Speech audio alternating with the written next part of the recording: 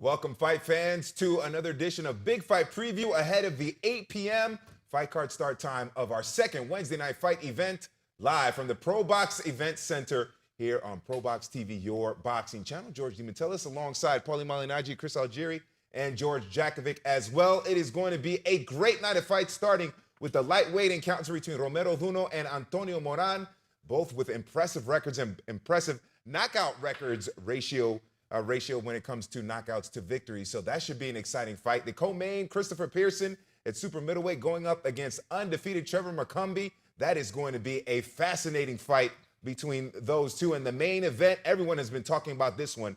Angelo Leo against Plania as the United States going up against the Philippines, both with impressive records as well. What a night of fights we have for you starting in a few minutes' time here on ProBox TV. All right, George, Chris, and Paulie, let's get into the fights here and break them down ahead of the live event here on ProBox TV. Yeah, guys, you've been talking about this fight card for a long time, especially that main event. But guys, in studio right now in the co-main, we got Christopher Pearson. You're fighting in Plant City now, ProBox TV against an unbeaten Trevor McCumby. What can we expect on fight night? A lot of skills, a lot of grit, and just putting it all on the line. You know, this is a big opportunity for me. Like you said, I have been inactive, so this is an opportunity to get me back in the mix and where I feel like I deserve to be. Hey, Paulie and Chris, you should get together with Christopher and tell them the environment fighting in Plant City on ProBox TV, how it's some kind of an experience. Well, first and foremost, Chris, welcome to ProBox and welcome on our show. You know, we kind of pride ourselves in making a lot of these really fun, stylistic matchups and that between fighters who are still hungry, determined, and also still have an opportunity to, you know, reach that world-class level. And Chris, you know, I've seen you since the amateurs. Always been impressed with your skill set. My first question, I guess, would be light heavyweight division, super middleweight division. You typically were a smaller fighter. Is this something where you've naturally grown into the weight class because, you know, you're a little older now and you added some weight as naturally, or is it just just for the opportunity that you're fighting at this weight, but you intend to go back down in weight? 68 is a weight that I feel pretty comfortable at. You know, I was a ranked #1 fighter at 165 in the amateurs. 54 used to actually kind of be a bit strenuous on my body. Before I took the Justin Deloach loss, I had fought at 160 and I had wanted to campaign at 60, but the powers that be suggested that I took that fight at a lower weight where I felt like I was drained. I typically feel great at 160, 68, pretty much the same. So definitely not like heavyweight. That was just an opportunity, a last minute opportunity that I needed to take just to get myself in a mix. You know how this boxing game go. Sometimes you can't say no. Sometimes you gotta just, you know, bite the bullet and step up. So that's what I had to do. Yeah, Chris, again, welcome to ProBox TV. Are you familiar with our shows, and have you seen our stuff on air before? I seen when you guys had Lester Martinez fight. I seen a broadcast of that. Anytime I see Paulie or Chris Algieri when I'm on YouTube, I always stop and listen because I love their insight on the sport. Two incredible fighters. Paulie, one of the best boxers I ever watched. So I always tap in when I see those guys' names. But I'm not overly familiar. But you know, right. I'm a fan of boxing, so I'm hip to ProBox for sure. Cool. Appreciate the kind words. Yeah, the event center. It's a raucous night, man. It gets loud in there. There's a lot of energy. Yeah. I think people who have fought on our air understand how that. And just want to give you a heads up with that. What do you know about Trevor McCumby? I know that he is another guy who's also been quite inactive. Someone I've known for a bunch of years as well. Yeah. What are your thoughts on him as a fighter, and what do you expect come fight night? I don't know much, but you know, I do see that he's undefeated. From the clips I've seen, like you said, they were very dated, but he seemed like a strong guy. He seemed like he's hungry because he's trying to you know, take care of his family. So you always got to be on your P's and Q's with a guy like that. Skill for skill, I don't see anybody as a better fighter than me. So I'm not overly impressed. I just know that he's a strong guy, so I got to be on top of my game. Well, Christopher, you're in one of boxing's strongest divisions, 168 pounds. There's a lot of good fighters at that division. So I know a victory, like any fight, a victory is really big for you.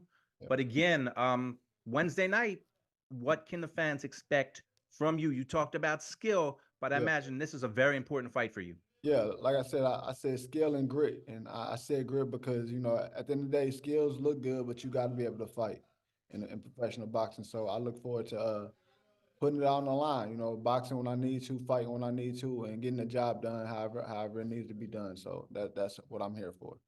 All right, Christopher, we can't wait to see you Wednesday night, and we will be tuning in. Paulie and Chris will be calling the fight. Can't wait to see you in the ring. Appreciate it. Thank you guys for having me. You'd kind of be looking at the winner maybe to match up against Lester right here on ProBox Right TV. here on Would, ProBox, yeah. When he mentioned the name Lester Martinez, I was like, man, you know what? The winner of Pearson McCumby would really be something interesting against Lester Martinez. Again, it would go right along with the pattern that we've created here at ProBox TV with these kind of matchups. Once again, ProBox TV does it. Another high-level matchup between two guys who are in similar positions.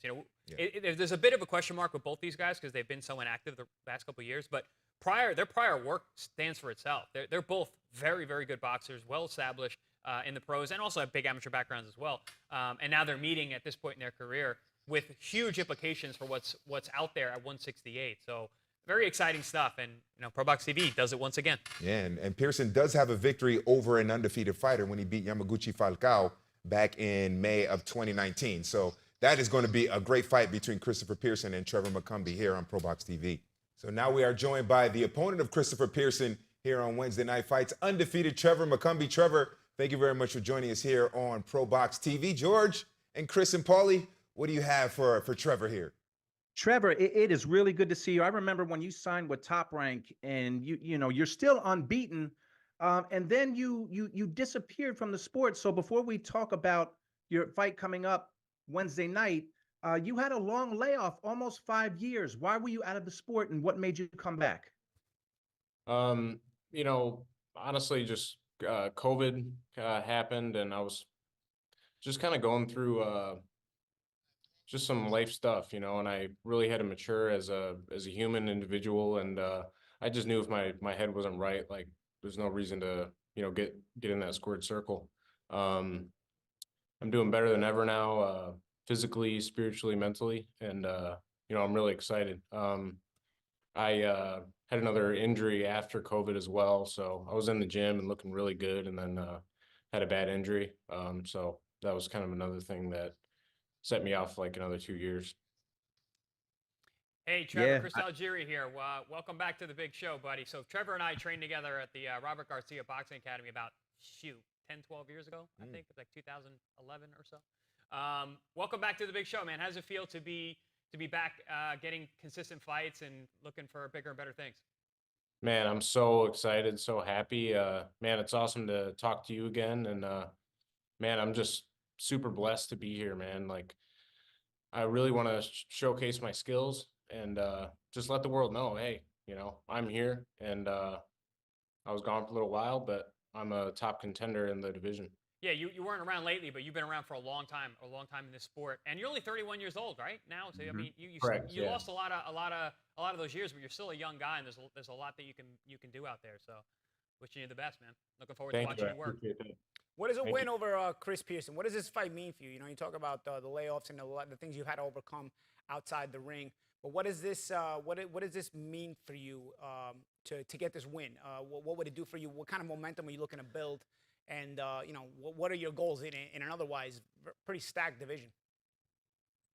We're looking to get a world title. I want to show the people, like I said, that I'm a top dog in the division. I know that Chris has had a lot of experience, so it's a good fight. I'm really excited to give the fans a great show, and that's just what I'm about, man. I want to put on the best fights possible, and let's get it. I want to be very active. Like you said, I've lost a little bit of time, but I think my maturity and my ring experience is really gonna showcase on Wednesday. Trevor, I know in your prior career, you were at 175, and Paulie talked about how it's stacked at 168 now. You're fighting at 168 now. Is this the division for you? Is this where you want to stay? 100%. Yeah, I want to be at super middleweight. A lot of my career, I just wasn't very consistent, and that really plays a huge role in your body and just how easy it is to lose the weight. And I'm a family man now. I have God in my life, and I just stay very consistent. I'm very disciplined, and I'm always in the gym. So, and I think that's the way it should be. You know, you look at guys like Terrence Crawford. You know, he's in the gym all the time, man. Like, and that's really what you need to be, and you need to be 100% dedicated to the sport, and that's what I am now. And for the fans that might not be familiar with you, what are they going to see Wednesday night when you step in the ring? Speed, power, athleticism. It's gonna be a lot of fun. I want everybody to tune in because the world hasn't really seen my true potential, and I think I've really tapped into it, and it's gonna be a fun night. It's going down, guys. Wednesday night with Chris Pearson. Paulie and Chris will be calling that fight. We're looking forward to it. It's going to be a good one. Yeah. Trevor McCumby, the unbeaten. Yes. Trevor McCumby. I just want to say it's awesome talking to you guys, Paulie and Chris.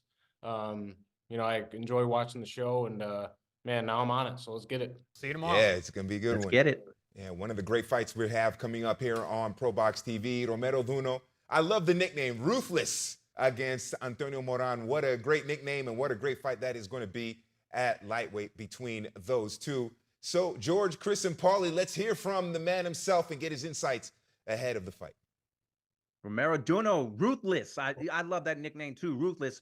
Listen, Romero, you've been in the ring with some excellent fighters, Ryan Garcia, Frank Martin. Your opponent has been in with some really good fighters as well. A lot of great fighters at lightweight, but tell me what this fight means to you. It means a lot because this is my comeback fight after I stopped for 2 years almost. Yeah, it's like that. So I need to win this fight to make my name again, then to achieve some goals in boxing. Yeah, Paulie, Chris, you guys are going to be calling it, Paulie. I know this is another fight you guys have been talking about. Well, Romero, you know, it's a Filipino versus Mexican type of rivalry here. You know, how does it feel to jump? You're jumping right back into the mix. You know, you're talking about, you know, it's your kind of comeback into boxing, but you're jumping right back into the mix with a big rivalry fight. I look at Antonio Moran and I look at your record, and you guys have faced some good fighters. You guys have kind of been at that level where you kind of need that one key win to get over the hump and get into that world-class level. And maybe facing each other is sort of the right move at this point. It's a matchup that on paper really makes your mouth water. A lot of good style, a good style matchup, but also you're kind of at the same point in your career where you've come up just short against some of the bigger names, but you've also proven that you're capable of being in there. And so maybe one last run. Yeah, Romero, so we've been talking a lot about this fight off air, and this is a great card, and this fight has the potential to be a show-stealing type fight. Talk a little bit about your style and what people can expect for those who are going to be tuning in who may not have seen you fight before. I'm working in a different style, right? In my training camp last couple of months, 9 months. I changed my my style a little bit, but I think this fight gonna be a rough fight, like same as usual, Filipino versus Mexican. Always a good fight, bloody fight. Yeah, you know, another reason why, Romero, why your nickname is perfect, 26 wins, 20 knockouts. So you bring it. It's the perfect nickname. Listen, I cannot wait to see you fight in Plant City on ProBox TV Wednesday Night Fights. Romero, cannot wait to see you fight. Do your thing Wednesday night. Oh, our main event. This is a fight that we have been talking about for a while now. I know Chris and Paul have been mentioning this since it was announced. Angelo Leo against Plania. Look at the records there. Both orthodox fighters at 126. Should be a great matchup to end the night, our main event on ProBox TV. Plant City, Florida. Man, that is going to be a good one. And we have Angelo Leo with us, George, to talk about his fight ahead of the main event. Matt Angelo, thank you for being here. Chris and Paulie have been talking about this fight for weeks. You're a former champ at 122. You're at 126 now. Your only loss, if people don't know, is to Stephen Fulton, a great fighter himself. So you're at 126 now, Angelo. I think we're in for a treat because I know as a former champion, you want to become a champion again. and starts Wednesday night. Yes, exactly. For me, being a world champion is everything, and becoming a two-time is going to be just going to put icing on the on top of the cake for me. And especially being a two-time two-weight division world champion, that means a lot to me. Angel, a lot of guys have, a lot of the greats have actually made that transition, champions of 122 and then 126 throughout boxing history. How have you been feeling in camp? You know, working your way up into the featherweight division. How do you feel making weight? Obviously, the move up in weight, I assume, is because you know, it gets a little bit more difficult to make 122, right? But you've had some great performances at 22. How do you transition them to 126? You know, camp's been going great. I feel great at 126. I actually feel a lot stronger, a lot more snappier in my punches at 126. Like you said, 122 was just too difficult for me to make. I was struggling a little bit at 122 for the weight, and I think it was affecting my performance. But I think 126 is a sweet spot for me. I feel good. I feel strong. I feel snappy. And you know, I'm ready to go. I've trained very hard for this fight. I've been in camp since my last fight, which was I think 3 months ago. After the Polanco fight, you know, I wasn't out of the gym. I went right back into the gym and I started training. And you know, I'm in great shape for this fight, and I'm ready to give you guys a show on Wednesday. You know, Angelo, I'm not going to mince words here. You're probably one of the best fighters that we've had on air on ProBox TV to date. And we've had former champions before, but not guys who are 29 years old and are close to getting another title shot. So having your level of fighter here is really important to us. You looked phenomenal in your last fight against Polanco on our air. I believe that was your first fight at 26. Definitely carried the weight well. How far away do you think you are from getting a title shot with a win here come tonight? I think after this fight, I should be fighting for a title eliminator. I think I'm ready for it, and winning that, I should fight for a world title here at the either late 2024 or early 2025. How do you see the matchup with Plania? How do you view this matchup? He's a good fighter. He's a good fighter. He's got his habits though, and I feel like me and my team, we can exploit that. But he's an explosive fighter, and you got to be on your toes with him. You can't let your guard down on him because he does have some pop in his punch. But you know, it's nothing new to us. I have a lot of experience in the game. I'm 29 years old. I have over 20 some fights, and you know, I've seen a lot of different styles in training and in fights. Angelo, Chris mentioned your last fight, which was on ProBox TV. Before we let you go, I just want to get your insight. What's it like fighting at Plant City, ProBox TV? Because it's a small arena and it's a loud arena. So what's that experience like? I like it. I like it a lot. My last fight with Polanco, it was a little different because, like you said, it was a small arena, but the crowd was very, very lively, and you know, you could hear the crowd, and it kind of just pumps you up. And you gotta have to not feed into that because it's the crowd is so close to you that you got to stick to the game plan. But you know, Plant City is a great venue. ProBox Event Center is a great venue for boxing, and I think ProBox is doing a great thing, holding fights every 2 weeks on Wednesdays because it's good for boxing. You know, everyone loves a good boxing match, and to be honest, every time I watch ProBox TV, it hasn't been a bad fight. You know, they're always in good fights, good scraps, and they're both getting it on. Yeah, well, it's no lie. We're being serious. Paulie and Chris, they've been talking about your fight seriously for weeks. Yep. So we really cannot wait to see you. I think boxing fans are in for a treat.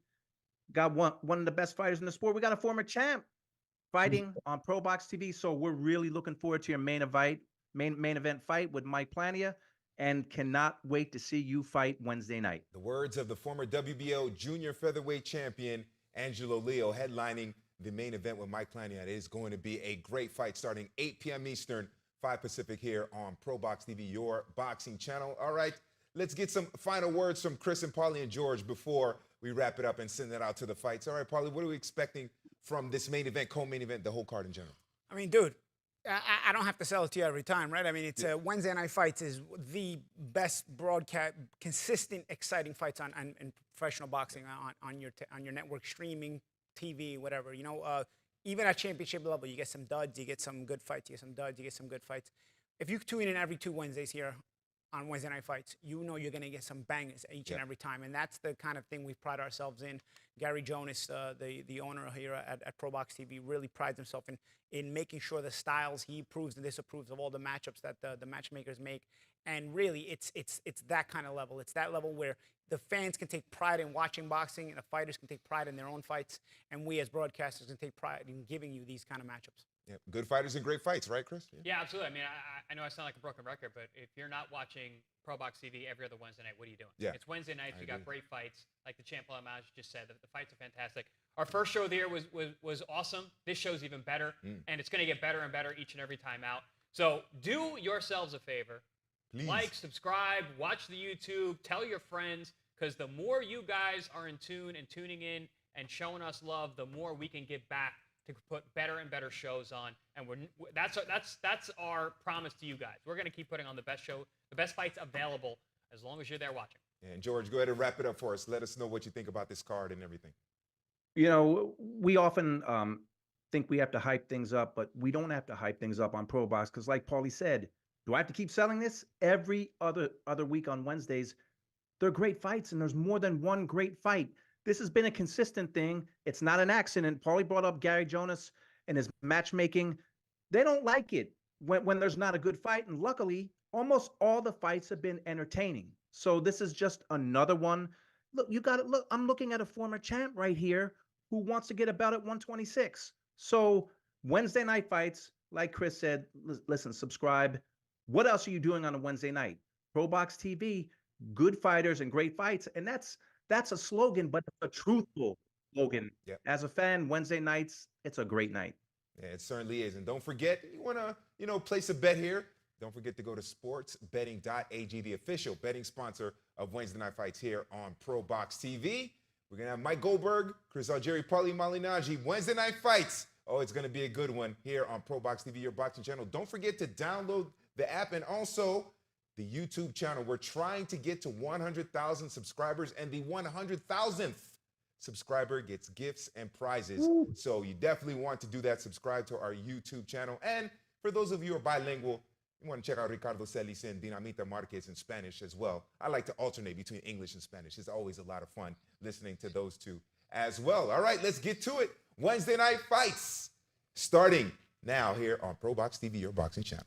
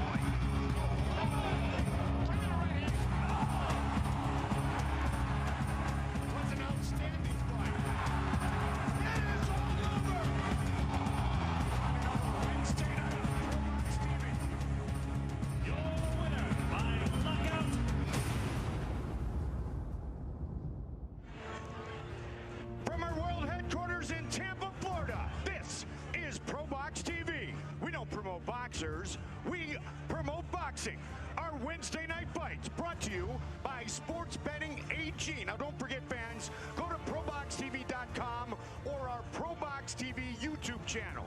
And we welcome our viewers watching tonight on Fubo TV, Canela, Fox Deportes, and Rogers Sportsnet in Canada. All right, we get things started with a 6-round super featherweight bout.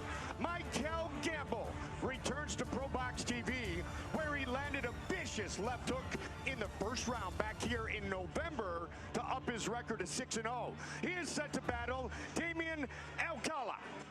He will look to utilize his aggressive style tonight, strong ring IQ, and the durability that he showcased to hand G-Baby the first loss of his career.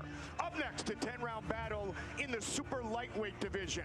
Romero Vuno of the Philippines, now representing the 200% boxing camp and wildcard gym in Los Angeles, has 20 career finishes, as does his opponent, Mexico's Antonio Moran. 29 wins, 20 by knockout, and you may recall the winner of our ProBox TV Last Chance tournament. Then a 10-round super middleweight bout. Christopher Pearson, the southpaw nicknamed Sweet Pea, born in Dayton, Ohio. He has trained extensively in Cincinnati, prepared for this fight in Philadelphia. And this fight is against 27-0 Trevor McCumby, who told me this week that he is going to give Christopher Pearson a great boxing lesson. He also knows a win tonight will mean everything. He said, this is the fight that can put me back on the map. And our main event is scheduled for 10 rounds for the WBA Continental North America Featherweight title. Angelo Leo captured that belt with a 9th round finish of Nicholas Polanco back in November, right here on ProBox TV.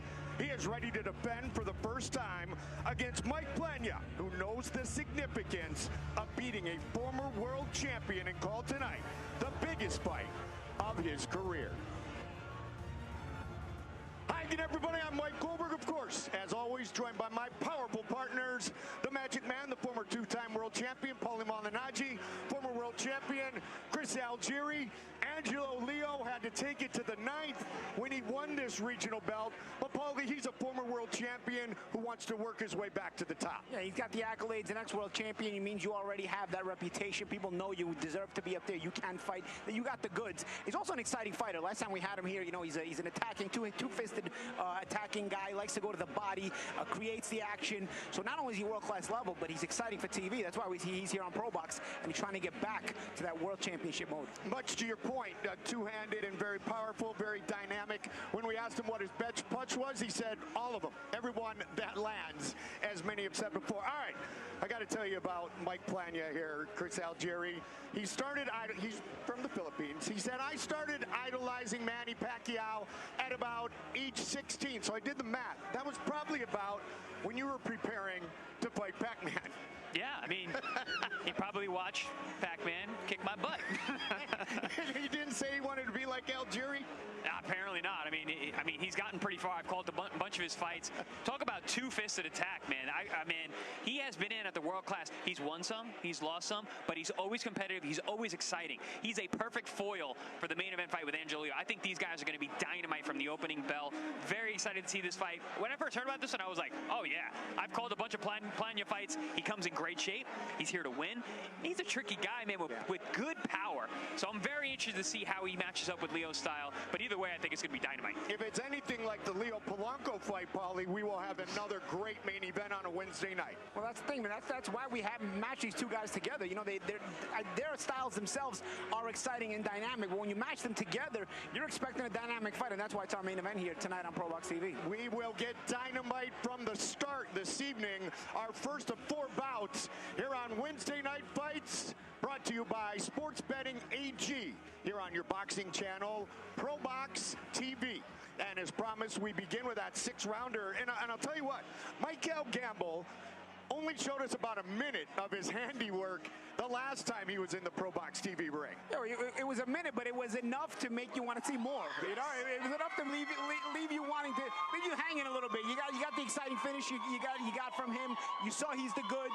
You say, I wonder how much more this guy can give us, and that's why we got him back here tonight. That's also why we got him with Alcala, who's a super tough, durable guy who can go rounds. I mean, he's been in with some tough guys. He always goes the distance. He tries, you know, he's in there to try and win. So it's a perfect matchup from Mykell. So we can see if he can get some more rounds out of him, so we can see what he's got. And we can get to see more of those rounds. Yeah, exactly. That's why we match him up like this. And Alcala's durability is very impressive, and he will showcase it again tonight. So we got a good one to get us started. Maybe. As the Cincinnati kid, Mykell G. Baby Gamble helps us to get things started. Our tail of the tape for our first fight of the night.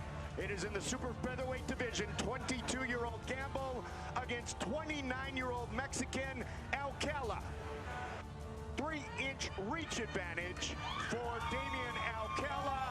And as we get set for the official introductions, we get it inside the ProBox TV ring to Mark Lichtenfeld. Ladies and gentlemen, from the ProBox TV Event Center, this bout is scheduled for 6 rounds in the super featherweight division. And it's brought to you by sportsbetting.ag.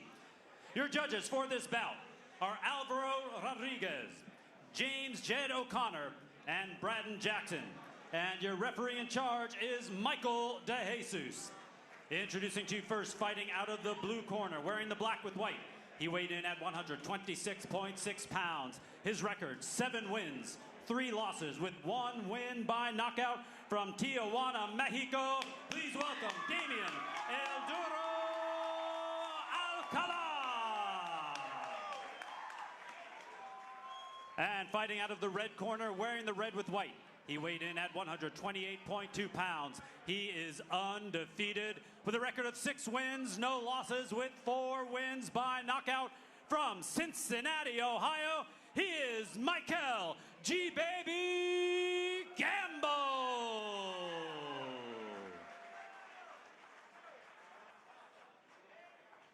All right, guys, the rules we told you in the locker room and in the corner. You know what I expect. Touch guns if you want to. If not, go back to your corner. Ready to get things started on a Wednesday night here on your boxing channel, ProBox TV. Gamble and Alcala, El Duro. Here we go. It's time to fight. The southpaw from Cincinnati, 6-0, with 4 of his 6 wins by knockout in the red and white trunks. Black with a bit of white trim for El Duro, Damian Alcala. Alcala, we saw that aggressive style, his strong ring IQ, very versatile, and I'll tell you what, at times when he fought Dominic Valle back in September of last year, Chris, we thought maybe Alcala was not going to live up to that nickname, but he certainly did, and then some. Yeah, he got hurt early on and then really fought back and was able to last. But, ooh, he's getting hit with some big left hands here from Gamble. Man, watch that left hand. He's got a beautiful pull counter that he has been able to crack El Duro multiple times with already a minute into round 1. And there it is again on the counter shot. Gamble has a really good sense of distance and controlling range and understands the step in and step out game very, very well. As he just gets out, just enough to be able to fire right back and stay within the range of him being able to touch you, but you can't touch him. Pulls that trigger beautifully. Bang. We saw 2 minutes and 1 second of his handiwork back on November 1st. That is G-Baby. Mykell Gamble trains with Levi Smith out of the Cincinnati Golden Gloves gym. First time scheduled for 6.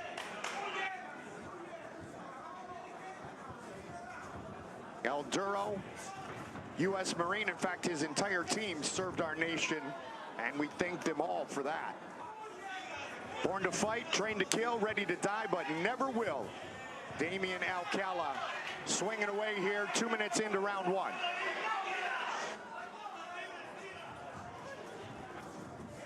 Trying to stay aggressive on the break with Gamble.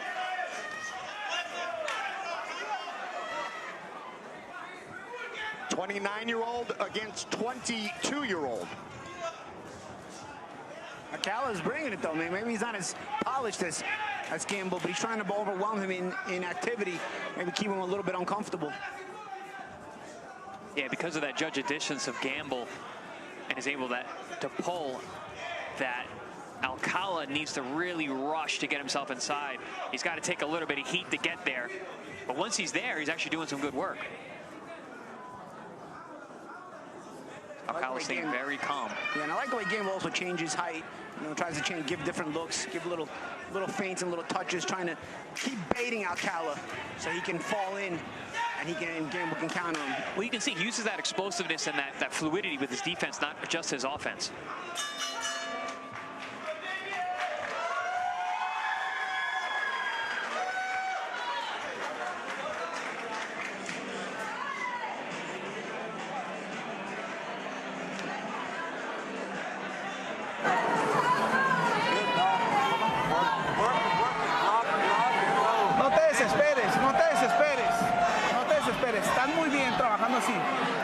Pero trata de meterlo, está muy rápido de las piernas, trata de meterlo a las esquinas, ponlo en las cuerdas y ahí ya nomás lo empiezas a golpear, ya no lo sueltes, y pégale abajo.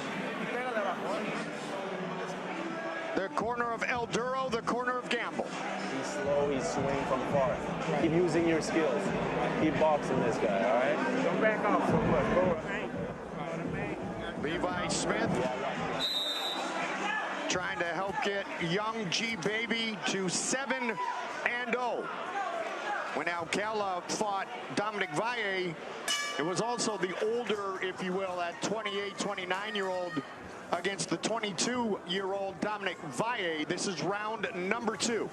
The southpaw in the red and white from Cincinnati being hunted down by Alcala here early in the round. Now Alcala trying to use those bully tactics where he's trying to make Gamble come undone. As we mentioned in the open, coach said his best punch is anything he throws either hand. He is a slick southpaw. Honestly, I think that's the best bet for Alcala at this point. Yeah. Fighting at that mid-distance or long range, Gamble definitely has the advantages. Yeah, because Gamble likes to control the pace and likes to be able to, you know, decide when you fight and decide when you move and decide when you don't fight. And Alcala can take that away from him by rushing the pace. And you can see in spots it makes Gamble a little bit uncomfortable. But Gamble's being smart. He's smothering Alcala and creating a clinch when Alcala rushes in like that. So that way the break can create that distance once again and force Alcala to start over. All 4 stoppages, Chris and Paulie, for Gamble coming into tonight had come in the very first round. That's the 4-round distance in his pro debut and also 2 fights ago. Yeah, that's because of his explosiveness. You can tell. Very fast twitch, which is why I'm curious to see how his gas tank holds up under pressure of Alcala, because a lot of times those fast twitch guys tire out quicker. Yeah, I feel like he's gonna have to be a little bit more active to get Alcala's respect tonight. It's not going to be as easy as just control the pace. He's landing some counters, but now they're not all getting through cleanly. But he's going to have to keep doing stuff like that and then also get on the leads just like that. Not as sharp as they were in round number 1, though. Alcala looks like he's very determined, has no issue walking through these shots right now. Alcala was knocked down for the first and second time in his professional career, both by nasty uppercuts by Dominic Valle back in September. First time, as I mentioned, he had been knocked down in his career. Thought he might be down and out for a second, Chris, but ended up going the distance against a very sharp Dominic Valle that night. Very different kind of guy, though. Valle is a combination puncher. He puts a lot of pressure. Yeah, Gamble, much more of a sharpshooter. Yeah, exactly. I was going to say that, champ. Valle brings heat, while Gamble looks to pick his spots and likes to be able to control the pace. So if you don't allow him to, you may make him uncomfortable. But I like the way he's taking back control of the pace here. He's gotten a little bit more active, and Alcala has been forced to respect the distance and the pace of Gamble. Doing a good job mixing up that left hand now, too, throwing some uppercuts in between, changing up his speeding a little bit. Good, straight left hand down the middle, catches Alcala right on the chin.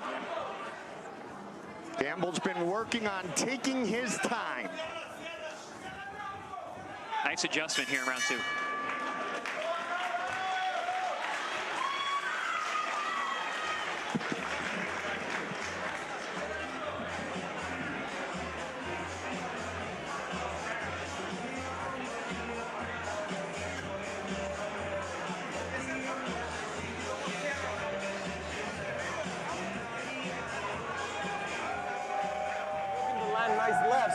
set it up with your right a bit more, okay? Landing on his hands, put those fades, play with that right, then let rip that left. Got it?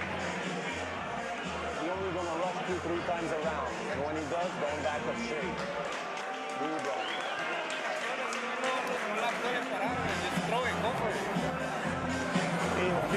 Vivo. Más al cuerpo. Golpearle al cuerpo y a las piernas. Alcala's fight against Dominic Valle was his second in the U.S., second against an American opponent, so tonight his third in the U.S., although he lives in Chula Vista, California, from Tijuana, Mexico. In the red and white is Gamble, Alcala in the black. 0-2 here on the United States turf. So Alcala looking for his first win, which would be the 8th of his career here in the U.S. and right here on ProBox TV. Limbo's some nice moves spinning around. You know, he shows that athleticism, not just in his ability to control the range, but also his ability to escape without completely blowing his position. Nice little counter uppercut there on the way in, as Alcala tried to rush his way in, but gain momentum with the uppercut.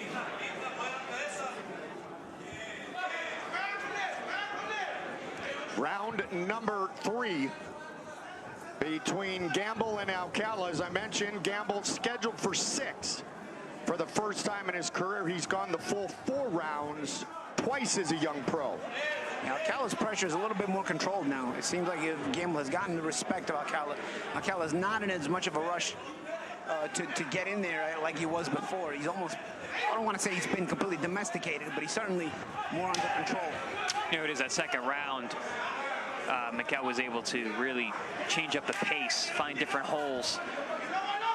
And a good learning fight, even for Gamble, because you know what, it showed Gamble that, you know, he can't just be cute in there and get through wins just being with his natural athletic gifts. He's got to actually be busy and actually, lead and create offense as well as use the same counters that he's always been used to using. A spin-off hook there to get back to the center. Exactly, using a good balance of athleticism and smart boxing. In the fighter interviews, Gamble and his coach talked about the fact that Mykell likes to set things up. He likes to showcase his ring IQ, be persistent, but yet patient. Well, I'm glad we're getting more rounds out of him because, you know, he looked really good his last showing here, but it was such a short outing. Now we're seeing some of that skill, some of those nuanced moves that Gamble possesses. Alcala coming in tight, Paulie. You want to see more rounds, you bring in a guy like Alcala. Yes, that's for damn sure. Way that easy. Alcala has gone the distance in all 3 of his losses, had not been knocked down until the fight against Dominic Valle. Nice uppercut splits the guard there from Gamble.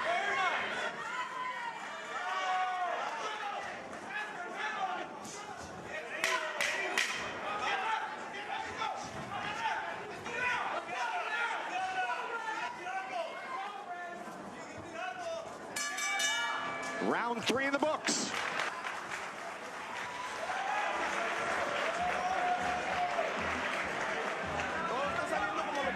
Vaselina. Ya la trae el Jaime. No.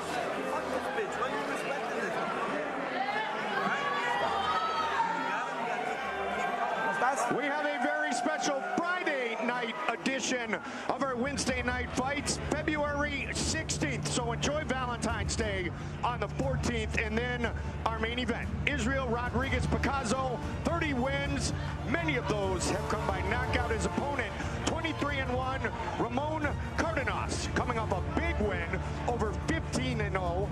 Rafael Pedroza with a vicious second round stoppage. Join us for all the action on a special Friday edition of Wednesday. Anyway, it's Friday, February 16th. Good job, Goldie. Thank you. You get Valentine's on Wednesday and you get violence on Friday. I like this, Paul. I like that. Switched it up. We switched it up so that you guys at home can take your wives out for Valentine's Day and not get a divorce because of us. And get left alone on Friday night. TV on Valentine's Day on your phone, right? Yeah. Valentine's on Wednesday, violence on Friday. Remember, like it. Special edition Wednesday night fights on Friday night. Well, I mean, normally we make the fights on Wednesday so your wives don't bother you to watch fights, but now they're going to, you know, it's Valentine's Day, you got to take them out. Happy wife, happy life. That's what they say. Round number 4, Gamble and Alcala. You know what also they say, Goldie? No boxing, no life. That is So- true, too. You know what else is true? Some wives do watch boxing. A lot of wives. We got a lot of women here in the Pro Box Arena tonight. And you know, there are many women who box professionally. Yeah, we can just keep adding to this. We're just seeing who's going to run out of silly things to say. Nice check right hook there by Gamble. Nice left hand as well. Yeah, I think we should get back to this fight. Yeah. for the sanity of everyone Enough watching. banter about... Yes. On ProBoxTV.com and our ProBox TV YouTube channel. Oh, nice little counter there. Yeah.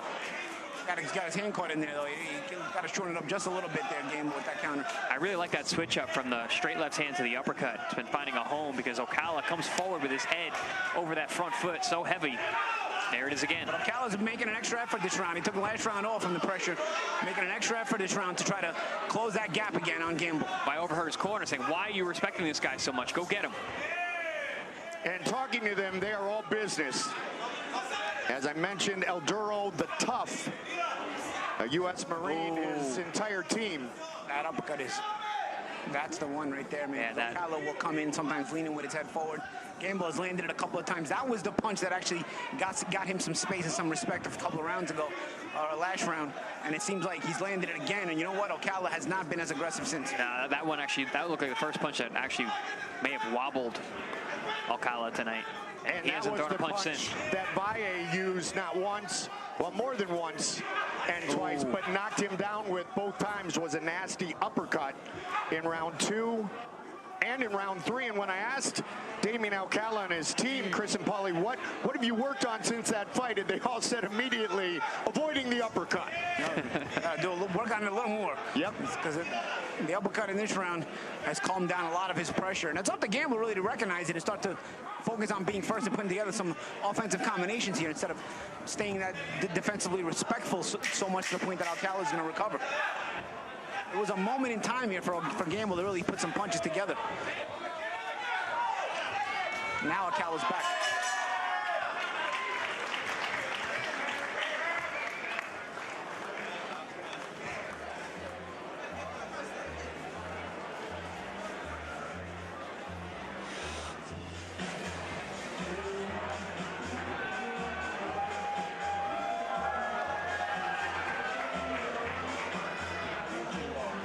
Getting sloppy a bit with those legs sometimes, all right? You're seeing everything, bro. Just keep doing what you're doing, but there's opportunities for something to happen. First time for Gamble to round number 5. We were talking about that uppercut. There's that shot that had Alcala off balance a little bit and a little more reserved for the rest of the round. Mykell Gamble, mentored, managed by Jamel Herring, 24-4 record, former WBO junior lightweight champion who also served in the United States Marine Corps, 2 tours in Iraq. Gamble in the red and white, Alcala in the black. First 6-rounder for Gamble, so first time in round number 5 for the 22-year-old from the Queen City of Cincinnati, Ohio.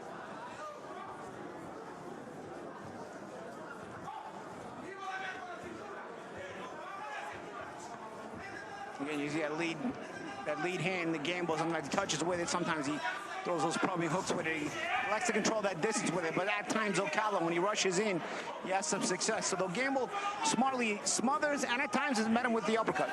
There's one right there.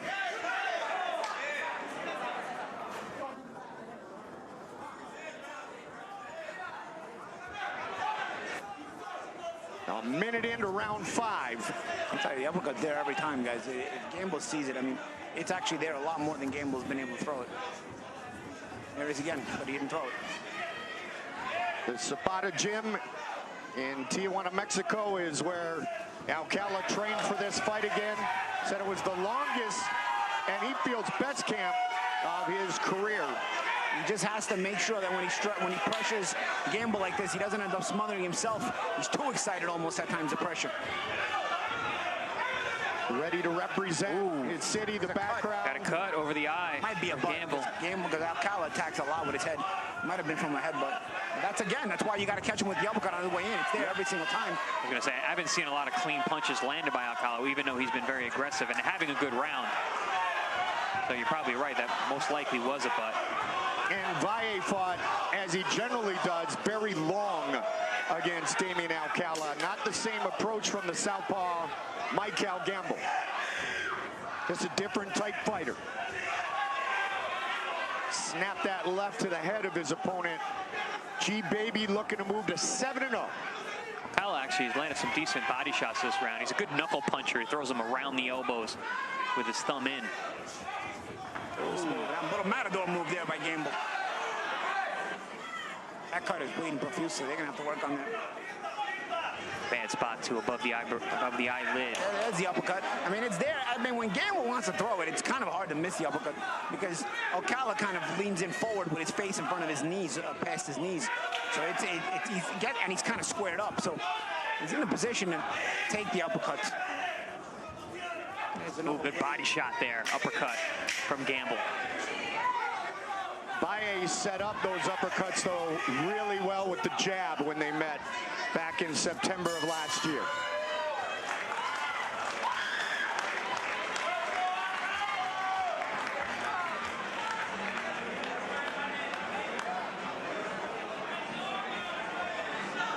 Hey, bro, you're landing all kinds, but don't go with power now, okay?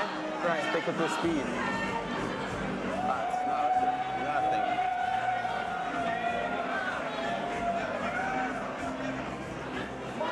There's some water. We got 3 minutes, he's gonna come out crazy. He's right there to land some fucking timing punches. What?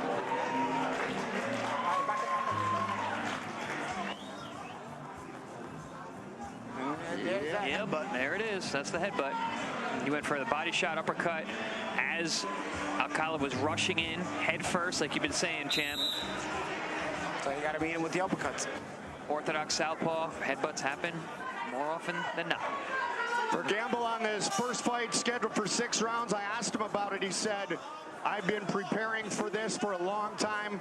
I know the trajectory that I plan on taking in my pro career. I sparred 10 to 12 rounds.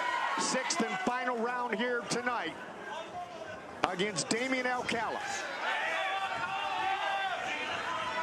The southpaw Gamble looking to remain unbeaten as we get things started on Wednesday night fights. Good advice from the corner of Gamble saying, listen, there's 3 minutes. He's going to come out pushing, so make sure you're staying sharp. That cut's already trickling down. I was noticing that too, Paulie. Yeah, not even a minute into this last round. That cut's opened back up.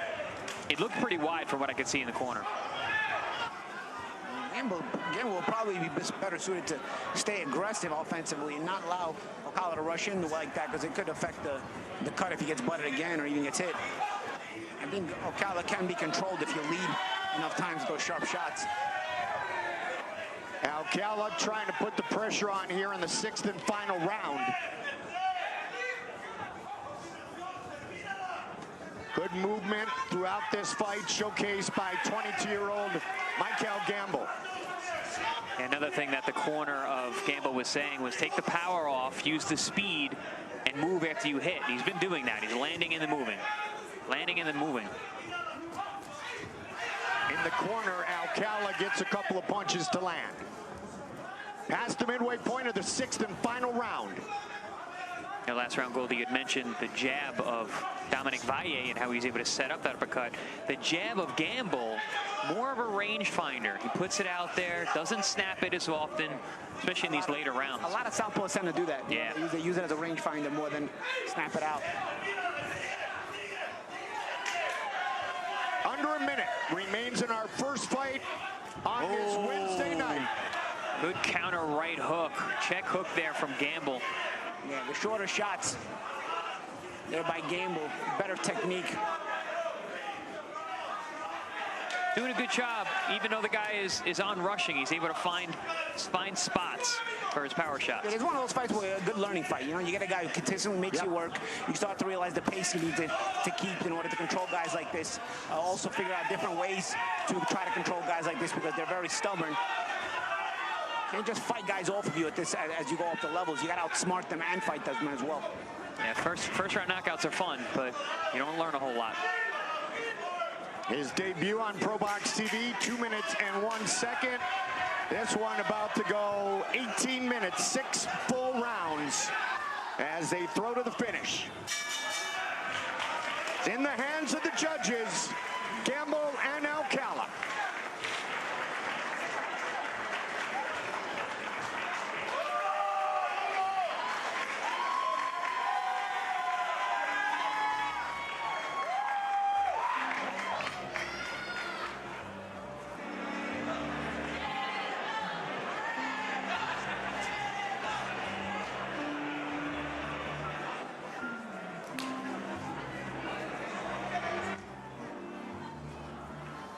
We saw the sharpness of Gamble early on, was finding home for that straight left hand, multiple different ways, over the top, straight down the middle, and then eventually the uppercut from the on-rushing Alcala. Alcala not having much success in that middle range, so he was really pushing forward to try and make it a dogfight, but Gamble did a good job of boxing well from the outside, finding his range, finding his counters, and being just slippery enough to not get caught along those ropes too much for Alcala to land those power shots. And as the fight wore on, you see a nice changeup from Gamble. Realized he wasn't going to knock the guy out, started throwing less power, landing more shots. Judges have rendered their decision, and to make it official, here is Mark Lichtenfeld. Ladies and gentlemen, after 6 rounds, we go to the scorecards. Alvaro Rodriguez, Jed O'Connor, and Braden Jackson all scored the bout 60-54 for your winner by unanimous decision and still undefeated, Mykell G-Baby Gamble. Mykell Gamble wins every round.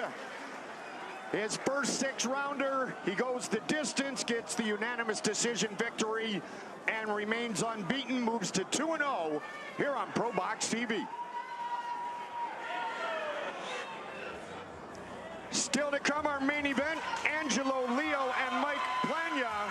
We also have a 10-rounder in the super middleweight division between Christopher Pearson and 27-0 Trevor McCumby. And our own Beatriz caught up with Glendale, Arizona's unbeaten Trevor McCumby just a moment or two ago.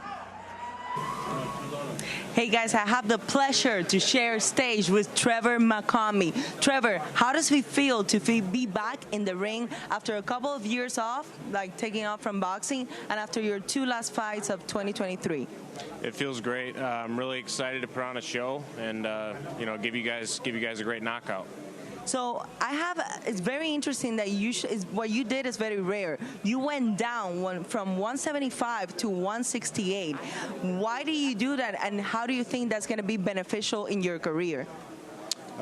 Just my lifestyle in and out of the ring. You know, I just changed up a lot about my diet, my nutrition, how often I'm in the gym, and I'm down to 68 now, and I live a great life, consistent, disciplined, and I have God in my life, and it changed my life. So I'm really happy to be at 68, and I think that power is really going to resonate at that weight. Do you think you're going to get better fights in that division? 100%. I mean, that division is popping. So, you know, you have so many big names, and there's so many opportunities. So I'd love to get a great fight with any of them. Well, thank you so much, and we wish you the best for tonight. All right, thank you. That fight is later tonight. It's Trevor McCumby and Christopher Pearson. You are watching Wednesday Night Fights on ProBox TV.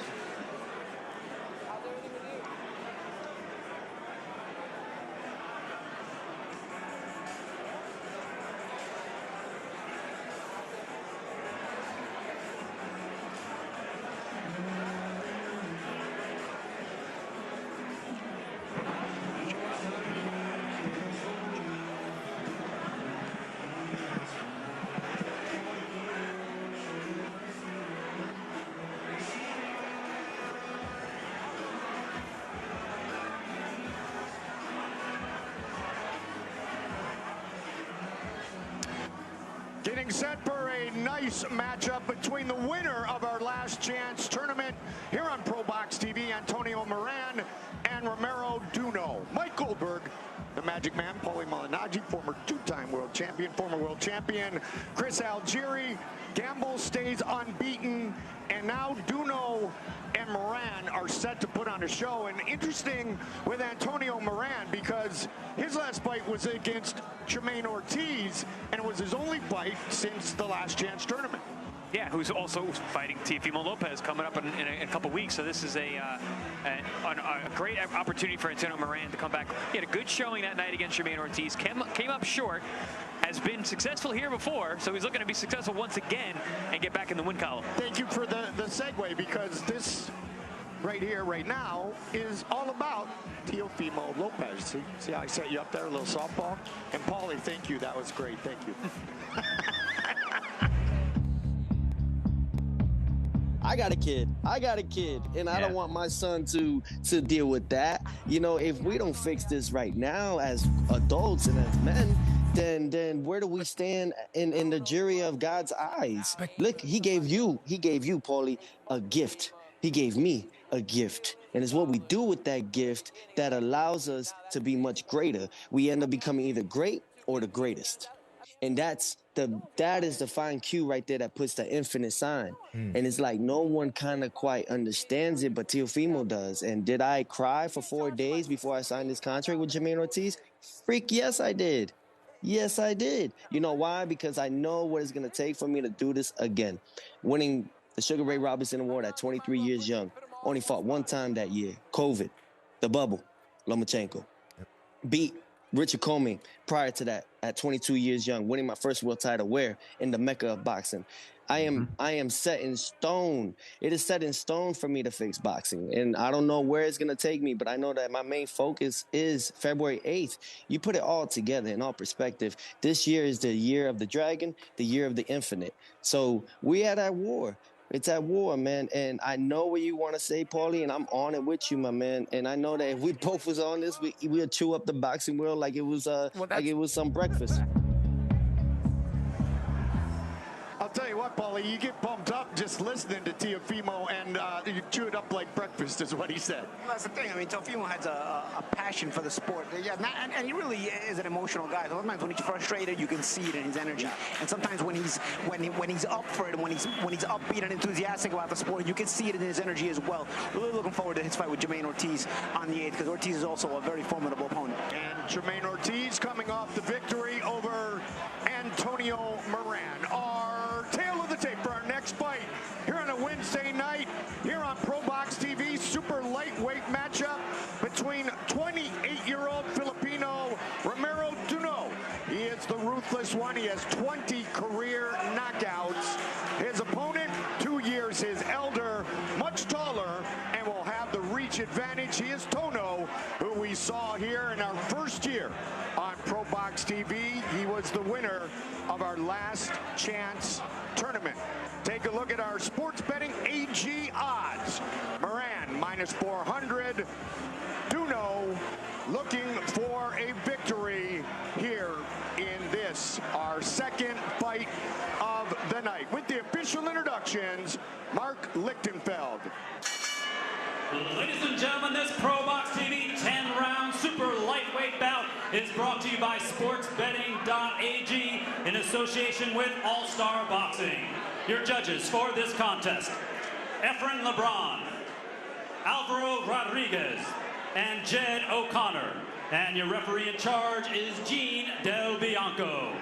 Introducing to you first, fighting out of the blue corner, wearing the gray trunks. He weighed in at 137.2 pounds. His record, 29 wins, 6 defeats, 1 draw with 20 wins by knockout from Mexico City, Mexico. The winner of the ProBox TV Last Chance Tournament, Antonio Toño Moran. And fighting out of the red corner, wearing the black with gold. He weighed in at 136.8 pounds. His record, 26 wins, 3 losses with 20 wins by knockout. Originally from the Philippines, now fighting out of Los Angeles, California, he is Romero Ruthless Duno.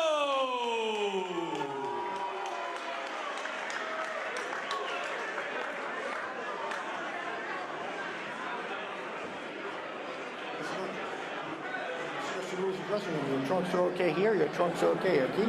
All right. Let's touch gloves. Best of luck. Let's get to work. Wait it up. Duno now representing the 200% boxing camp, Wild Card Boxing Gym in Los Angeles. 26 wins, 20 finishes. Moran, 29 wins, 20 finishes. Finished just one time. That was by Devin Haney. Here we go. It's time to fight. Black and gold trunks for Romero Vuno and Antonio Moran in the gray trunks. 40 KOs between these two guys. Crazy.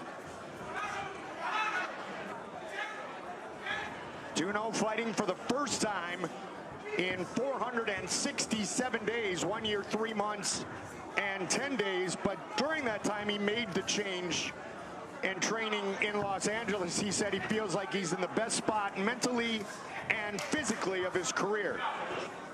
Moran staying with the team that led him and aided him to a check for $50,000 as the victor of our last chance tournament here on ProBox TV.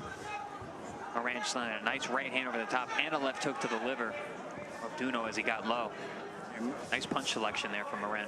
A little bit of a physical size difference between these two guys. You see Moran he fought at 140 pounds in our last chance tournament. I think tonight's weight is a little lighter, right? Yeah, 37. Yeah, so Duno not used to fighting maybe guys this big, and Moran was always big when he was a lightweight.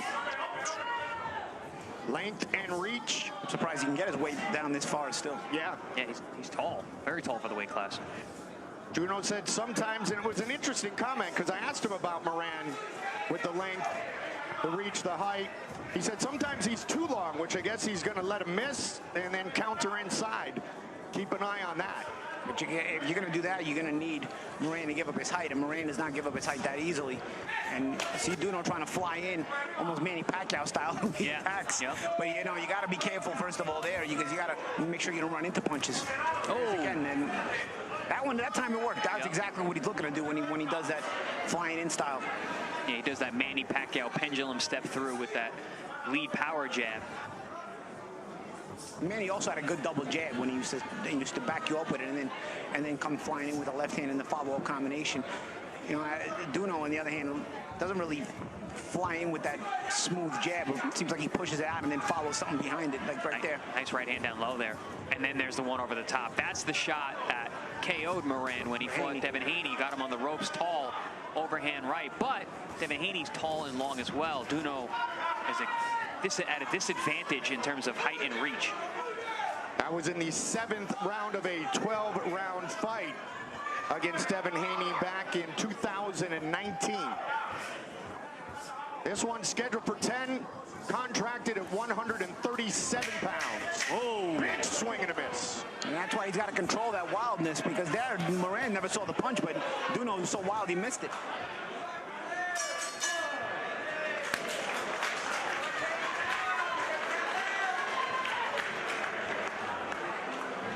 Thank you. Thank you. Here you go. Thank you. Don't lose them. If I can't see a punch, I'm going to ask you, okay? If I can't see a punch, you know, okay?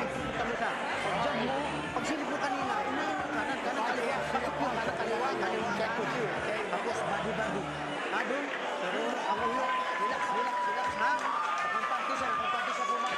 Didn't miss by much, guys.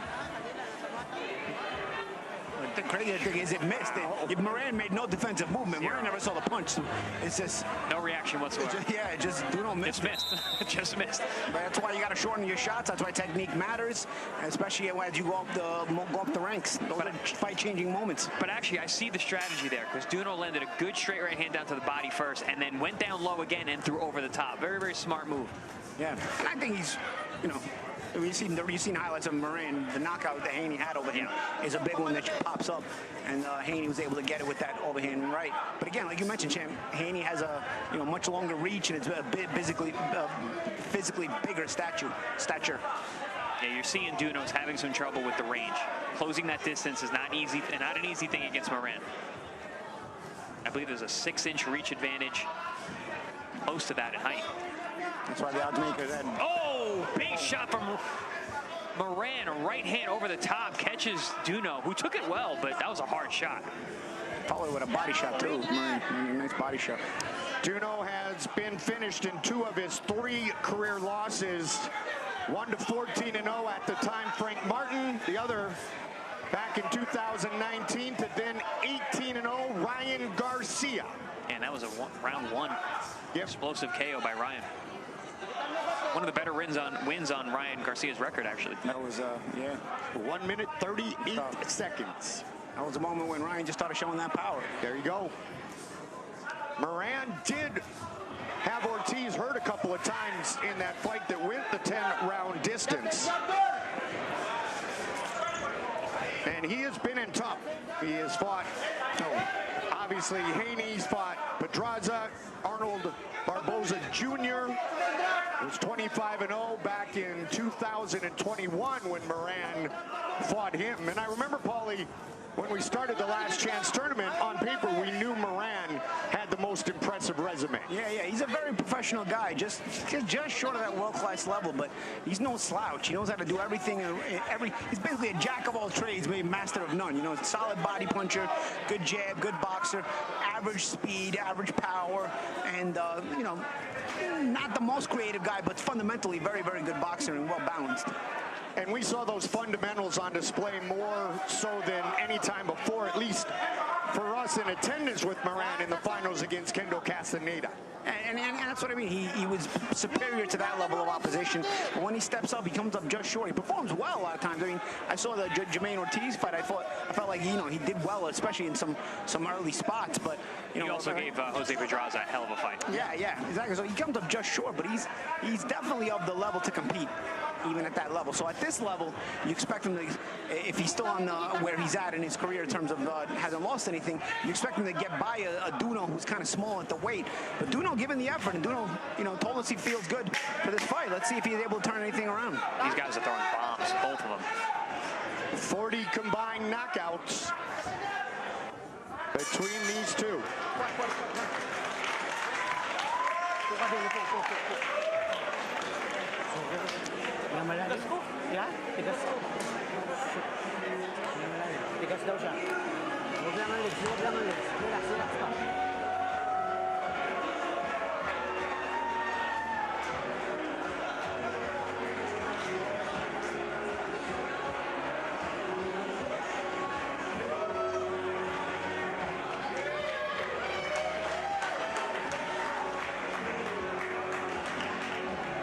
Getting set for round number 3, and don't forget it is Romance on Valentine's Day, and then Rumbles here on a special Friday night edition of Wednesday Night Fights, Friday, February 16th. Then we'll be back to our normal Wednesdays on the 28th, and also on March 13th. Get all the action, ProBoxTV.com, on our ProBox TV YouTube channel. And once again, we want to welcome our viewers watching tonight on Fubo TV, Canela, Fox Deportes, and Rogers Sportsnet in Canada. Violence on the 16th. Valentine's on the 14th. There you so go. That a special Wednesday night fights on Friday night, the week of Valentine's Day, so that you guys can have your Valentine's Day with your loved ones. You didn't like my Romance and Rumbles there, Paulie? Oh, good body Gotta shot keep it there big, from Goldie. Duno. Gotta keep Good it big. body shot from Duno. Duno just threw a very tricky uppercut on the inside that landed to the body on Antonio Moran. Well, we're coming up with romance metaphors. Chris Algieri's analyzing the fight. Sorry, guys. sorry to interrupt. Sorry to be doing the job, Jim. Sorry to interrupt your alliteration, but we got a good fight going on. Moran right back, and this is what makes Moran tough too, you know? You have a good moment, but Moran's coming right back. He's a Mexican fighter. Yes. And Moran is heavy on the jab and likes to drop that 2 behind the 1, which he just did a moment ago. Moran's showing really good power tonight. It's those punches, we can hear them in the arena. They're heavy. He's solid, man. I felt he hurt Jermaine Ortiz with a shot or two in their fight too. That was Ortiz's first fight since fighting Lomachenko. Midway point of round 3. This fight's scheduled for 10. ProBox TV, your boxing channel. I was going to say, the people at home, I would not go to the fridge during this fight. The level of power being thrown between these two guys, and the fact that we got 40 knockouts in the ring right now is, I wouldn't blink. Anything can happen here. Good fighters and great fights. That's the ProBox TV moniker, man. That's why we're your boxing channel. These are the kind of fights we love bringing you guys at home. We have 3 main events tonight. I always say we have 2. Now we have 3. Yeah. We stepped it up right now, you know? And when you look at the guys who have been able to stop these men with a combined 40 knockouts, all of them unbeaten at the time. Frank Martin, Ryan Garcia, and Devin Haney. Yeah, it's a bit of a who's who. Yes. So a great showcase, today, like we always have. Chris and Paulie here on Wednesday Night Fights on ProBox TV. Whoa, big swing and a miss. Yeah, good, well just missed it. Well timed, but yeah, just a little short. And he looked to throw a heavy left hook, and now combination. You mentioned, Champ, that Moran at times goes straight back. That was an example right there where Duno took advantage and landed a good right hand. Yeah, he straightened that one out, landed it well. Duno said everything is new team. He said, I am a new person coming into this fight. And you said he's training at wild card for this fight? Yep. Whoa! 200% boxing camp. Yeah. That was that overhand right he was looking for. Moran took it well, though. Spent the last 9 months, Paulie, in Los Angeles. That's that wild card energy, man. I trained at that place. Great place for a training camp. Tingnan malalim. Bro, lagyan mo ba sila? Guillermo Enriquez.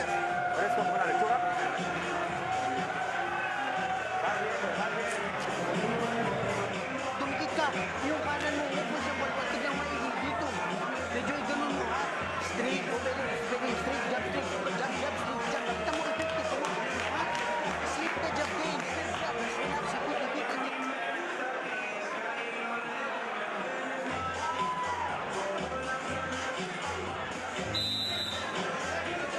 Just at the end of the round, Duno finally found the range for that overhand right. Landed right on the chin, but Moran took it well, man. Yeah. Looking very solid tonight. Stayed in that pocket even after he took it. The fight continues. Antonio Moran in the gray trunks, black and gold.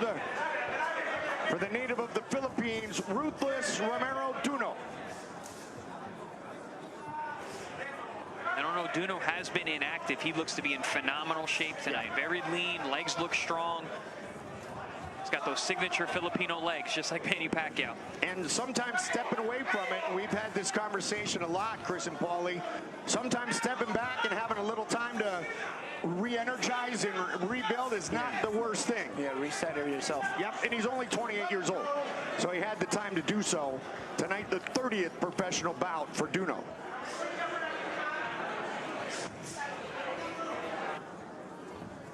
Moran keeps it very technical, though. You know, you have some moments where the action heats up, but Moran knows the game plan. He knows how to get back and stay back on those fundamentals.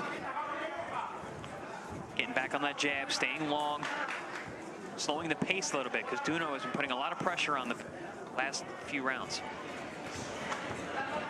That's the new leaders, if you will, the guys who have been mentoring Duno for this fight for the last 9 months. What have they worked on?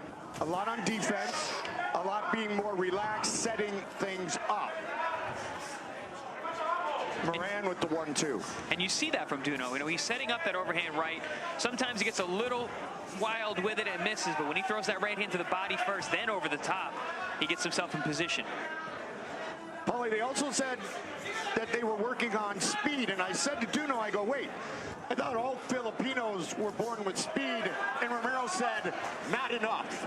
Which I thought was a great answer. You know what it is? I think when you work on speed, you work on your combinations, because, you know, when you use a lot of speed, it can also burn out your gas tank. So I think when you work on it, you also work on your conditioning in that regard as well, and that's probably what they've been working on, to be able to throw those combinations and still stay conditioned in the fight. I think Moran actually hurt Duno with a left hook to the body. And now he's pumping that jab out. Good combination. Duno's been backing up ever since that shot. Yeah, that'll take away your gas tank. Speaking of gas tank, right? And especially the way that Duno fights, everything's explosive. He throws big bombs with both hands. And he has to work so hard to get inside because of the height difference. You know, when you look at Moran, he's a technical boxer. but he's not scared to, he's not worried about, you know, getting in the trenches if he has to. He likes to go to the body. Conditioning will once again be ultra impressive, training in his hometown of Mexico City. I like the way he was just on the ropes there and changed the target so that Duno couldn't really hone in on him. Changing the look, changing his height. He does a little subtlety as well. There it is again. Dropping down and stepping back and Duno missing.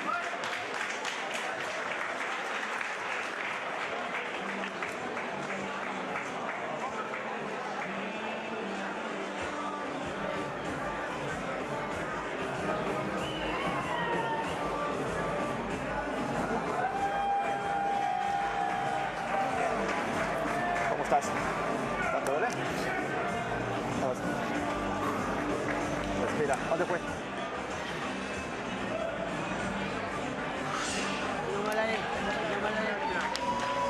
Luwag lang, i-face mo lang, hinay-hinay ko. Pag nakadikit ka, feint mo.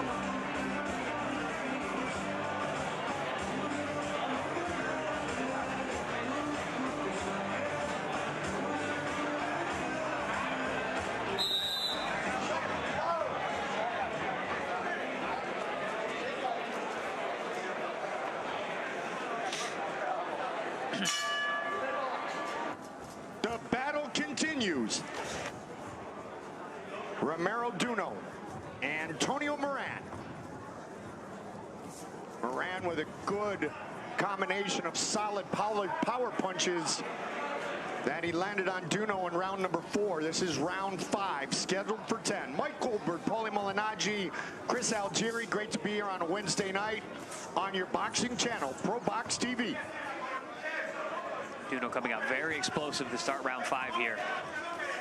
Oh, good body shot from Antonio Moran. Moran, he's sneaky with those, man. You see Duno stop punching and Duno's backing up now. Moran started training at age 12. His dad took him and his brother there to practice sports, as they say it. He fell in love, and from that day on, he has continued to train. You see what Moran does. He's not the fastest guy, but his punch selection varies just enough to make him difficult to time. And especially if you're Duno, who's trying to time you with hard shots every single time.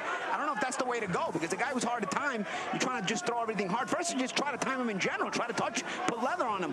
Because otherwise, you're going to end up getting frustrated, and he's going to continue to make you pay. See, Moran doesn't put out all the power on every shot. You know, he's going to put just enough thud on each shot, snap you around, and score points and frustrate you. You know what Moran does really well? He understands how long he is. Yeah. He finds the range, he keeps it, doesn't get off balance. Yeah, that understanding of range is so important in fighting. Oh, clash your head there. Oof, Moran's having a really good round. He's really starting to pour that jab. Yeah, because you see, you know, we talk about that Duno's worked on the patience, but he's not starting from the bottom. He's just looking for big shots constantly, and that's not really building up to anything. While Moran knows how to build up to it. He puts a little short shots, little jabs, little pot shots, and then he builds up to a bigger shot. He'll throw a hard body shot in there, then he'll go back to the subtle little small shots like right here. He's also very relaxed. Yeah. He's showing his class He's here. a professional. Yes. Duno, again, they do Goldie. You mentioned that they worked on that patience, but really, I mean, I don't see the patience in Duno. He's trying to go from 0 to 100 right away every time he gets started. He never goes from 0 to 20 to 40 to 60. It builds up the way Moran does. Yeah, but oftentimes when you work on something and then it's not working, you go back to what you always did. You go back to what got you those 20 knockouts, right? Which is what Duno's going to need soon if he gets going with this. And, you know, the comment made in the fighter meetings from Duno's camp about sometimes Moran can be too long, much to your guys' point, he has not put himself off balance, and he does judge his distance. He's really starting to bust Duno up, yeah. Body shot.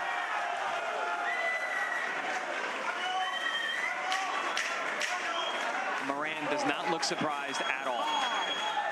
6, 7, 8.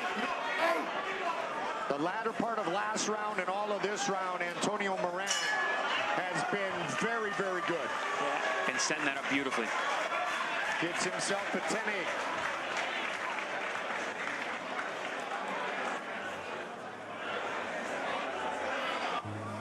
Really starting to utilize the jab well. Yeah, the jab's been a good weapon for him all night. Nice snappy jabs. Keeps Duno frustrated, keeps Duno off balance, and preventing Duno from being able to set up any consistent offense. And then look at that setup to the body shot. Little uppercuts, to the top and then underneath there, and then a counter to the body underneath the right-hand attempt. Sneaky. The round prior, Moran had hurt Duno to the body. Duno came out very fast at the beginning of round 5, but then Moran took over, was breaking him down consistently, and he knew if he went back down to that well, he was going to get him, and he did. Still to come, Christopher Pearson, Trevor McCumby, and then our main event, Angelo Leo, Plania.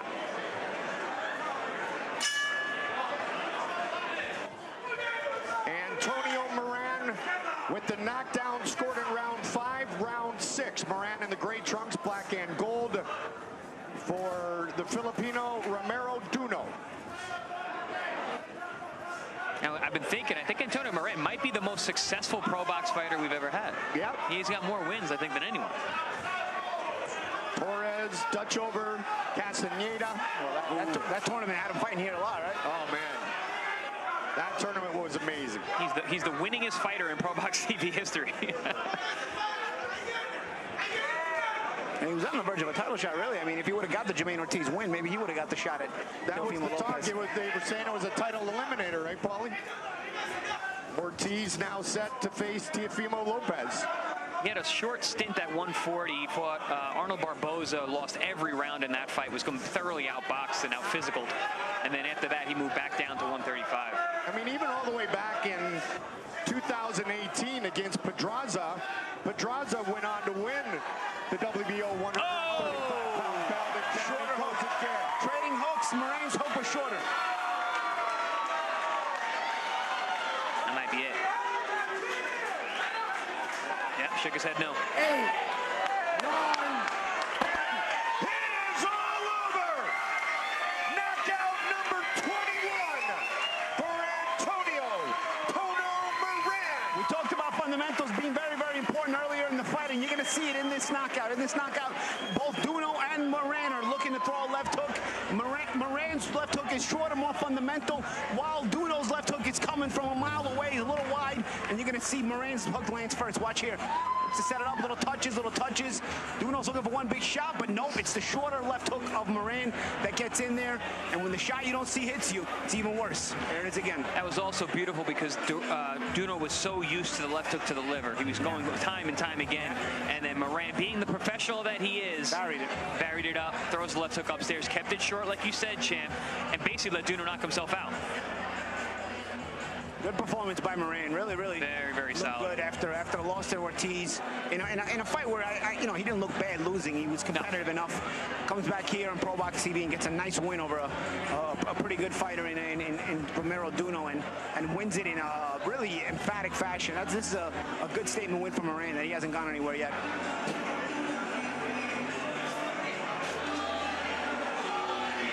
You always wonder how they will bounce back. And that was a great bounce-back performance from Antonio Moran.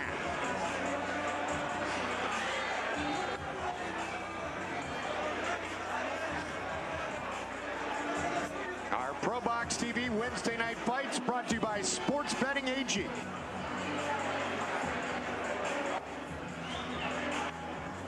This is an excellent action-packed fight. Both these guys were bringing the heat from the opening bell. High-class stuff from both men, really. But as it wore on, the cream rises to the top. And Antonio Moran was showing his professionalism, the time that he spent at the world-class level, really technically sound, breaking things down, using fundamentals. Beautiful setup there. There's that left hook to the liver, and this is the one that drops Duno coming up. I believe this is the round where it happens. Pretty much after 3, it was all Moran. Here it is. There it is. That's the left hook to the liver that put him down. And then, Chris, you talked about it. Set it up in the 5th to the body, and then the hook to finish. He actually set it up in the 4th, and then dropped him in the 5th, and then finished it with a left hook upstairs in the 6th. Really comprehensive effort from Moran, and completely calm, so relaxed, knew exactly what was going on, in total control at that point. If you are a young boxer looking to be brilliant at the basics, you might want to watch some tape of Antonio Moran with the official decision for the knockout. Here is Mark Lichtenfeld. Ladies and gentlemen, referee Gene Del Bianco reaches the count of 10 At 1 minute, 25 seconds of the 6th round, your winner by knockout, Antonio Tonio Moran. Moran remains unbeaten here on ProBox TV. As he finishes Romero Vuno in round number 6. Still to come, we've got Christopher Pearson and Trevor McCumby, and then in our main event, a regional belt on the line once again, and Angelo Leo is looking to defend that belt, and he is also set to visit with Beatriz. Hey guys, this is Beatriz Calis for ProBox TV, and I'm here with the former WBO Super Bantamweight champion, Angelo Leo. Angelo, what are you bringing us tonight for the main event in ProBox TV? I'm going to bring you guys a great fight. I trained extremely hard for this fight tonight, and I'm ready just to put on a great performance for you guys. Okay, Angelo, you have Mexican blood, and you have a very aggressive style when it comes to boxing. What do you feel about your opponent, and how's your career looking like for 2024? My opponent is not to be underestimated. He's a good fighter that has a good punch to him, and but I prepared very well for his style and for whatever he brings. And you know, winning this fight, I should be fighting close to a world title, something like an eliminator. And we're ready for 2024 just to get those wins. Thank you, Angelo. That is the man who holds the WBA Continental North America Featherweight belt, Angelo Leo. Our main event still to come. Up next, 27-0. Trevor McCumby takes on Sweet Pea Christopher Pearson right here on ProBox TV.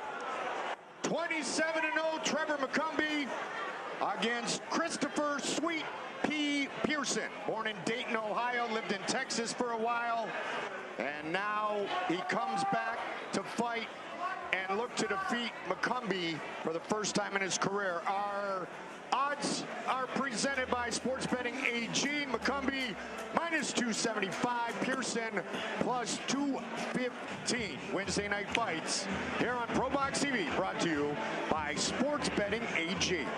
Our tale of the tape for this super middleweight matchup. 34-year-old Pearson, 3 years the elder of his opponent. McCumby will have a slight reach advantage. This is our co-main event, and it should be outstanding. With the official introductions, once again, we get it inside the ring to Mark Lichtenfeld. Ladies and gentlemen, our co-main event is scheduled for 10 rounds in the super middleweight division, and it's brought to you by sportsbetting.ag. Your judges for this bout, Braden Jackson, Efren LeBron, and Alvaro Rodriguez. Your referee in charge is Chris Young. Introducing to you first, fighting out of the blue corner, wearing the white and red. He weighed in at 167.6 pounds. He is undefeated with a record of 27 wins, no losses, with 21 wins by knockout. From Phoenix, Arizona, please welcome tenacious Trevor McCumby. And fighting out of the red corner, wearing the gold and purple, he also weighed in at 167.6 pounds. His record, 17 wins, 3 losses, 1 draw with 12 wins by knockout. From Dayton, Ohio, the WBC Regional Middleweight titleist, he is Chris Sweet Pea Pearson.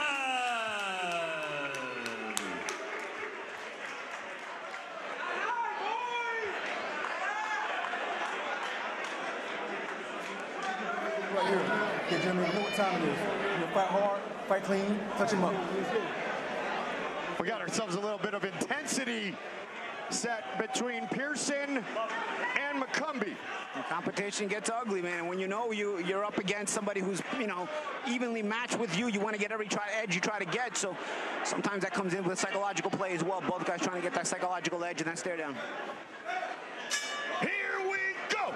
It's time to fight. Purple and gold trunks for the southpaw, Christopher Pearson. Tenacious Trevor McCumby sporting the white and red trunks. Had a 4.5-year layoff from November of 2018 to May of 2023 and showing his power early. Ooh. McCumby looking very sharp, very explosive here in round 1. Yeah, it seems like Pearson's laughing, trying to maybe let him get out of the initial aggressiveness. Let's see if he's able to get out of the first round. He's not hurt, just trying to control him. McCumby very, very aggressive. McCumby, since his return, a 5th-round finish and a 1st-round finish. Both against very veteran fighters who had not been stopped. McCumby needs to be careful not to overthrow some of these shots. Early in round 1, he's got a dangerous guy in front of him. Yeah, and Pearson not staying active, but he seems like he sees a lot of the shots coming. Looking for an opportunity to open up in between the shots. McCumby keep him busy, though. Making him keep those hands at home. McCumby loading up and overthrowing some of these shots, like you said, Champ. Pearson seeing him. McCumby now campaigning at super middleweight, coming down from light heavyweight, has his opponent in the corner. Need to be more deceptive when you got a guy like Pearson with all that experience. Pearson trying to answer with a straight left to get himself some distance, and he does.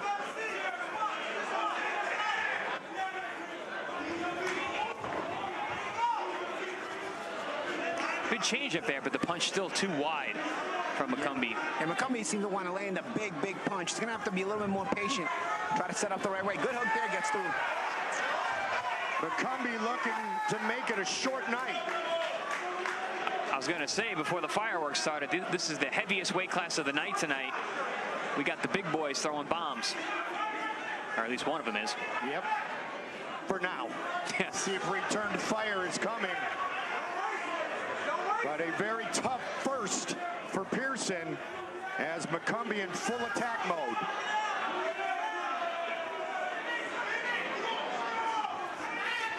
We're starting to open up now.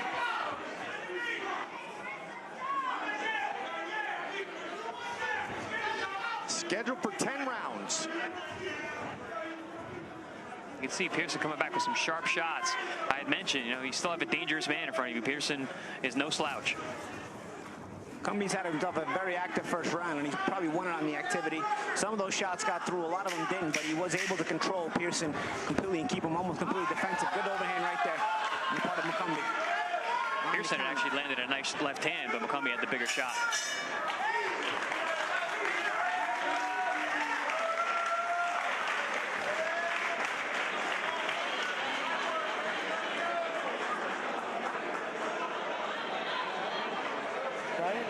Here we go. There you go. Relax the mind for a second.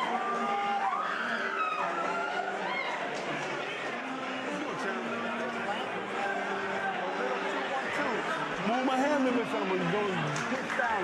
Keep my hands up there. Then you make them. Here we see those big sweeping shots from McCumby, really loading up. There's a nice left hook that landed, but as you said, Chim, a lot of those weren't landing. And Pearson actually landed a nice straight left hand, but the left hook shot from McCumby did more damage. Clubbing right hand smack. Yeah. A lot of clubbing shots. Well, 12 of the 21 career finishes for Trevor McCumby came in round number 1. He was looking to make it 13, but we have made our way to round number 2. White and red for unbeaten McCumby, purple and gold for Dayton, Ohio's Christopher Pearson.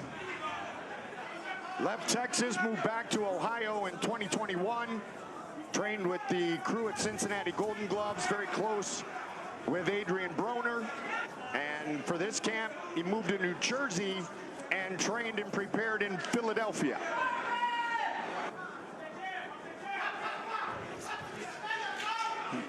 And I'm just going to let the AB, I'm not going to say anything this time, for once, Chris, with that guy sitting next to us. Gonna leave it alone, Paulie. I appreciate that. I appreciate that. There you go. Because I don't want to get him too wound up either. The left hands there by Pearson, there's been a shot he's been trying to get to consistently. There it is again, left hands to the stomach. It's been a shot he's been trying to target a little bit more consistently as he gets his hands off a little more now. Well, Pearson's being smart. He's throwing the shorter, tighter, straighter punches because McCumby's throwing a lot of looping shots. And frustration in the business of boxing for Pearson. No fights in 22, just one last year. And it was against Derek Webster, and he took the fight on short notice, and he weighed 173.5 pounds, but he told us in the fighter meetings he just wanted to get back in there. Was set to fight Lester Martinez earlier here on ProBox TV. Lester fell ill, and so tonight is Pearson and McCumby. Perhaps the winner will see Lester Martinez, 16-0 from Guatemala. I'd love to see a jab from either man at this point. Pearson there taking the initiative. Yeah, there's one from McCumby. I think that's the first one he's thrown tonight. Pearson now starting to get on that jab.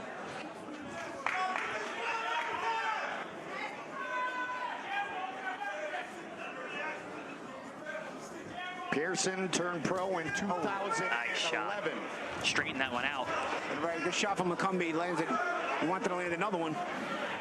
Well, he landed a nice straight one, and then he went right back to the looping shots. The straight punches are having a lot more of an effect.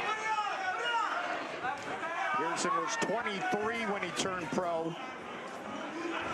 Trevor McCumby was still in high school when he turned pro at age 17. McCumby's letting those shots rip. Had to get a special license from the Nevada Commission in 2010, his first pro fight. 10 seconds on the clock, round 2.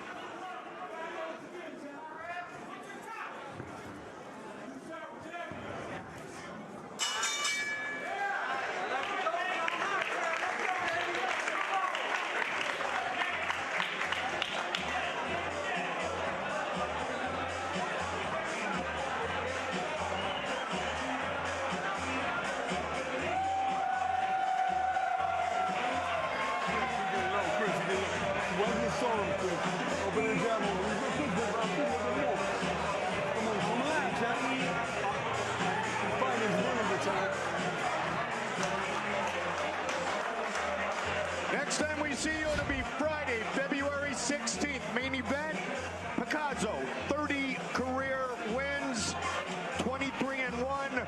Cardenas coming off a big victory, a vicious second round stoppage over 15-0, previously 15-0.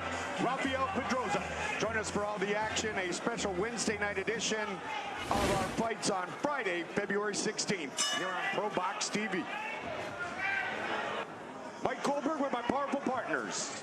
The Magic Man, the former two-time world champion, Paulie Malignaggi, former world champion, Chris Algieri, round 3 of Pearson and McCumby.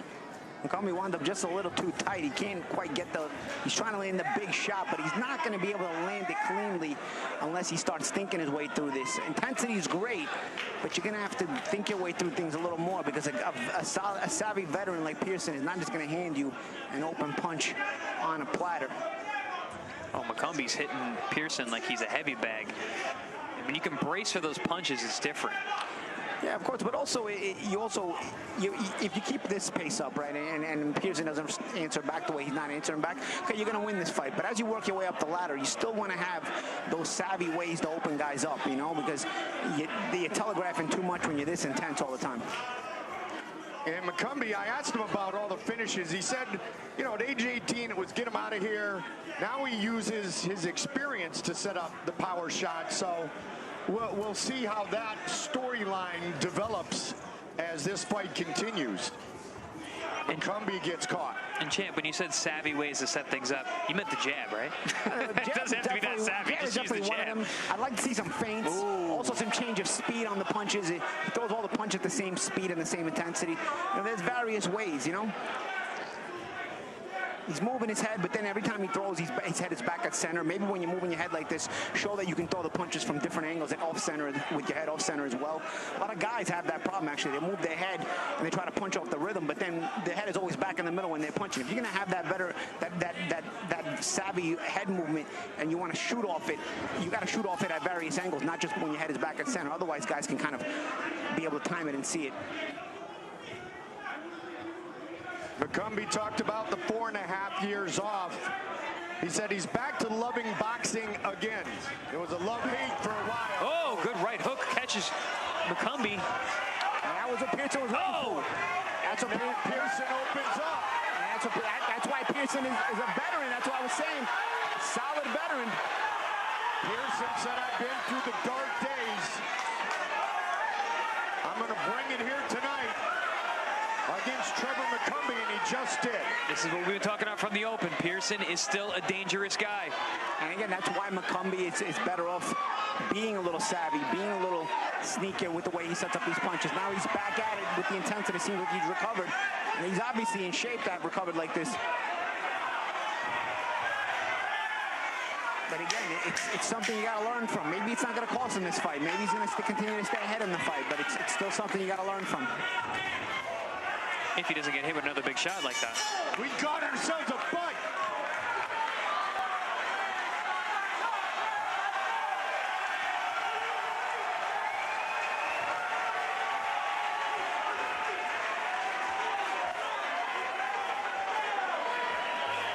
And some verbal sparring at the end. Here's the first one. Bam. Nice straight left hand there from Pearson. That's been a shot that's been landing here and there, and then it was a right hook high on the head that McCumby didn't see. Tempo shot again, and he's because he comes in so aggressively. Man, those tempo shots get a little Yeah, they weird. take your legs. Yeah, they take your legs away. Weird sometimes with those tempo shots. Look at the look on the face of Sweet Pea Christopher Pearson.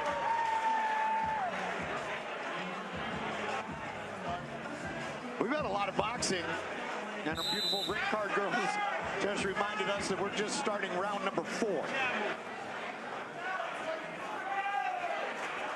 McCumby said in the fighter meetings, people see the numbers, think I'm just a brawler, power puncher. I am much more than that. Time will tell tonight on this big stage against Christopher Pearson as he looks to make it 3 in a row. McCumby does since the long layoff. Oh!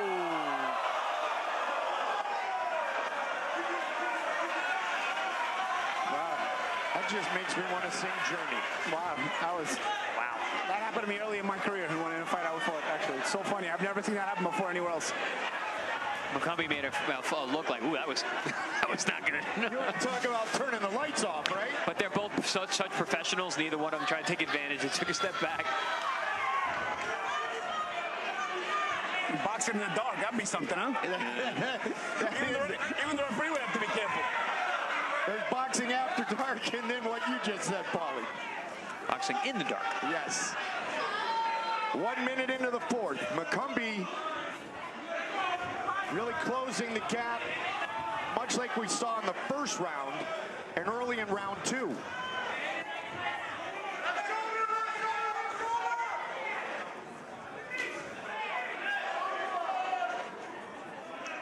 Pearson returned nice fire in round 3. Yeah, and Pearson hasn't been able to be super active, but you know what? He's still, by having gotten McCumby's attention last round, he showed him that, basically you show him McCumby, okay, the things he needs to work on, things he's got to be careful with. So this might be a fight. If this continues in this pace, obviously we're got a long way to go here, so we don't know. But if it continues at this pace and McCumby wins the fight, it's definitely something that he'll obviously have learned from.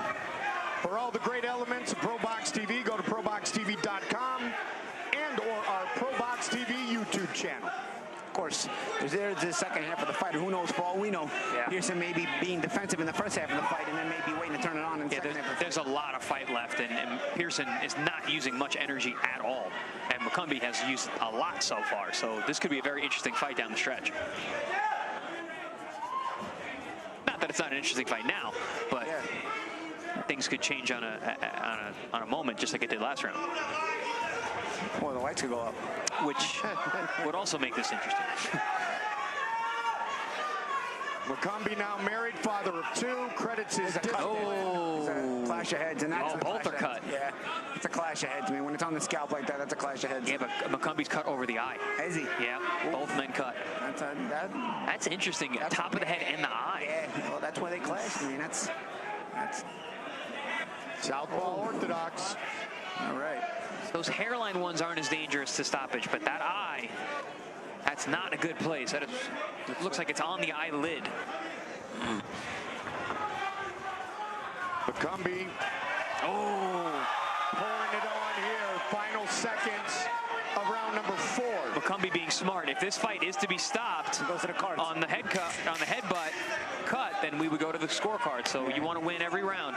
Yeah, you're trying to pad up the scorecards there. He's probably ahead in the fight. I mean, I would believe he's way ahead anyway, but still.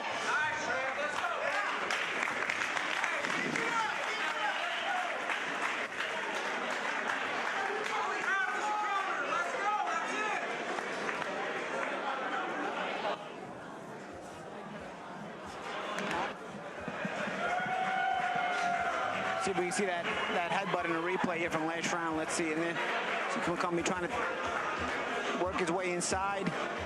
I think that was actually after the cut. Yeah, that's after the cut. That's, McCumby trying to steal the round. It's a good combination, McCumby. That was the end, like you guys said, where he was thinking, all right, if something happens in this fight is stopped due to a cut, let's make sure I'm up on the scorecard. Smart move. Yeah. Smart move. Said giving his family a better life is his driving force during his comeback. Here's the headbutt here. There it is. Oh, yep. Yeah. And you can see that's what it's actually Pearson who fell in. Yep. That's why he got hit on the scalp area. I mean, McCumby got buttered on his face.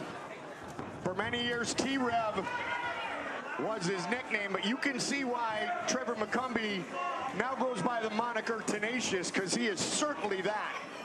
As he comes out aggressively here in round number 5. You see sometimes he's in such a rush to get inside. He's a little bit wide there. Smothers himself. Ooh, heard that body shot. Nice slapping right hook to the body from McCumby. Lands on the flank of Pearson. Good shot. You see the physicality of McCumby. I mean, we can hear these shots ringside. McCumby said, the bigger the challenge, the better I fight. Round 5, he's still looking for his 22nd career finish.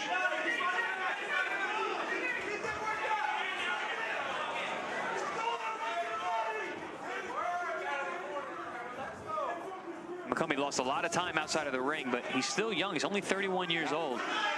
But when you start at 17 in high school, it gives you a little time, right? That cut is dripping on the floor, man. They gotta look that over in the corner regardless. I don't know if there's a ringside doctor. I didn't see a doctor in his corner in between rounds. Did you guys?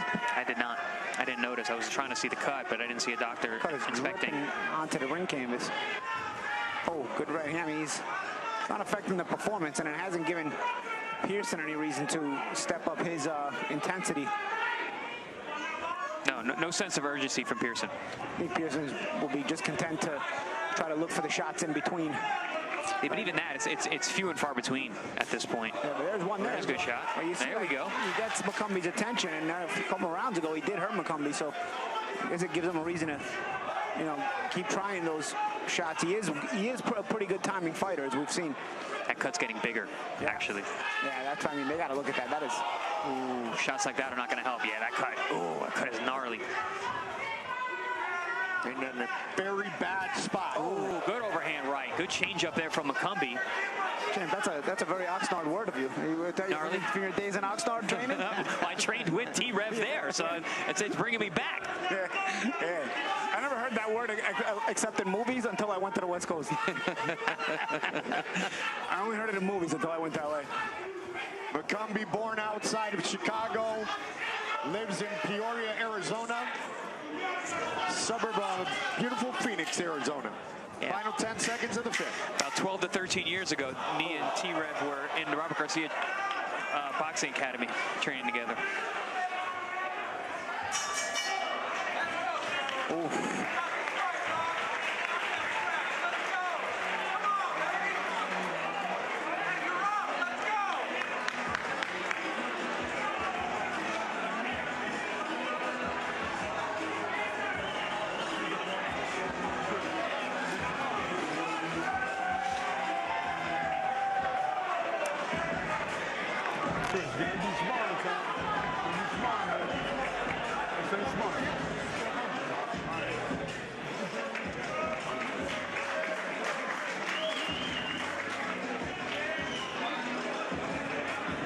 Nice. It's a good left hand. Great Attempted. air, yeah. He attempted right hand counter.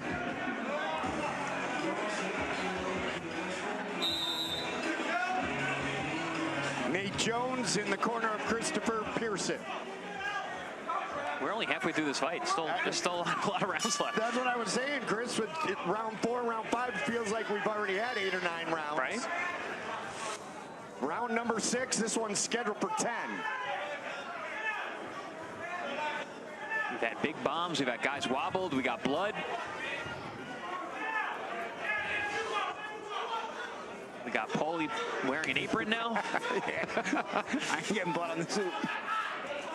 Paulie wearing the apron would be the one thing that is not an exception to the norm. We got to get some official ProBox. I agree. Rain gear. Smocks. Blood gear. Some gnarly ones. Gnarly. I'm not going to hear the end of that one. No, you are not. I mean, McCumby, entertaining in the ring, also very confident when you talk to him. He likes the current landscape at 168 pounds. Talked about a fight with David Benavidez. Even talked about Artur Beterbiev, and not a lot of people rushing to fight either of those that's guys. the thing. He's an intense guy, and he seems like he has a lot of enthusiasm for the sport. Yes. And I think he's also got a style that's going to be fun for TV, but fighters may see him as just vulnerable enough, you know, like because you can punch in between him.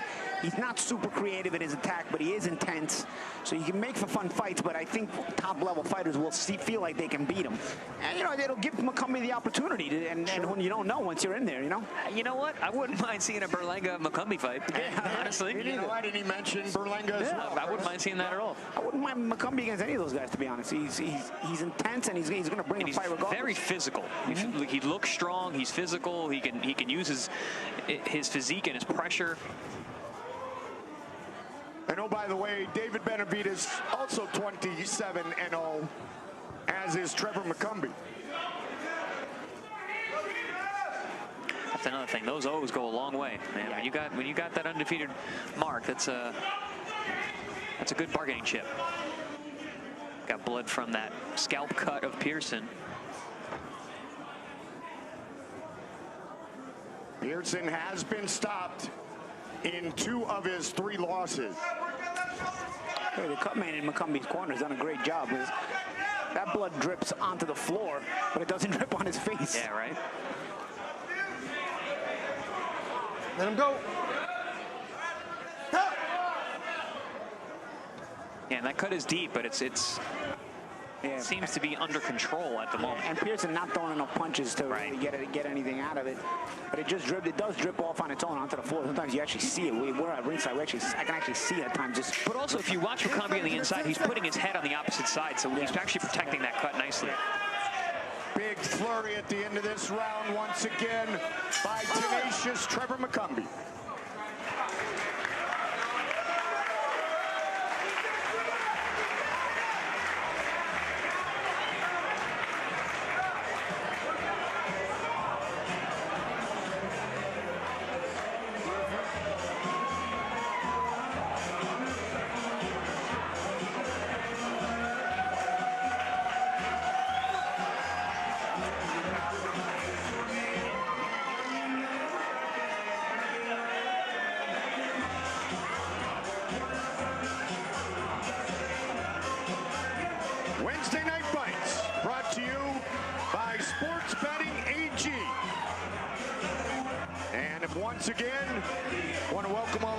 viewers watching tonight on Fubo TV, Canela, Fox Deportes, and Rogers Sportsnet in Canada. Co-main event continues. Pearson, the southpaw in the purple and gold. McCumby, the unbeaten, in the white and red. And again, immediately into attack mode. Ooh. That left hook looked like it snuck through.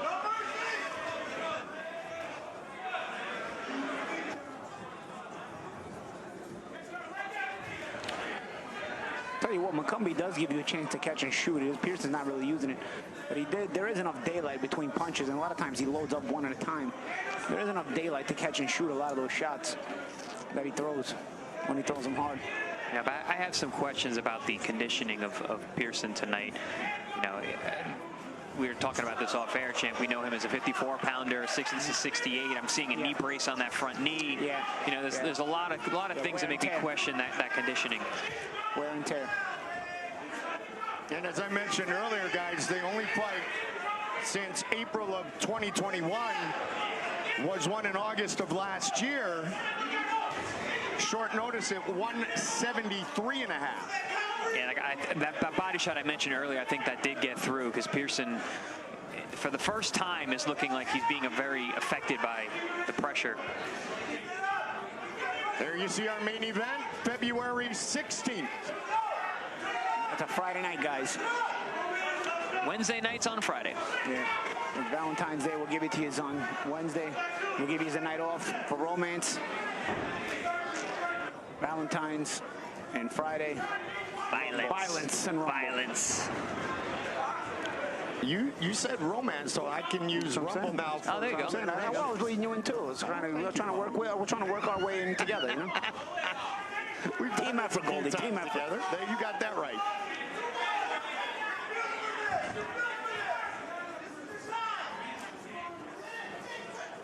Pearson showing his durability though, because T-Rev's really starting to lean into that body even more so than he did earlier. You can hear the big shots.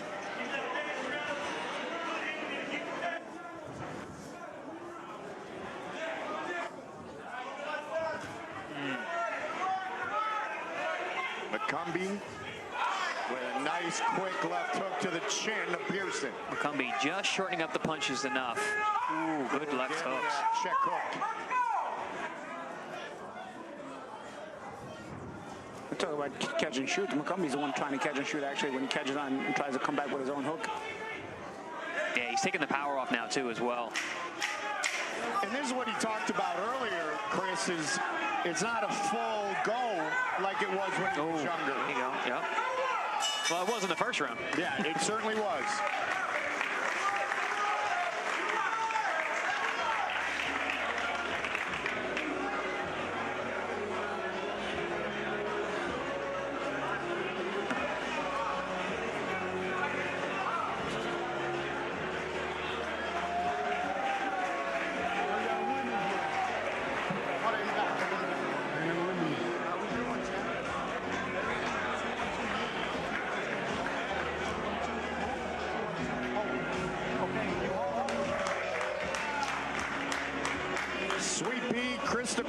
Pearson, McCumby did his camp in Vegas, did go back and forth towards his home in Arizona, worked a lot with Elijah Garcia, 16-0, 13 knockouts in Buckeye, Arizona.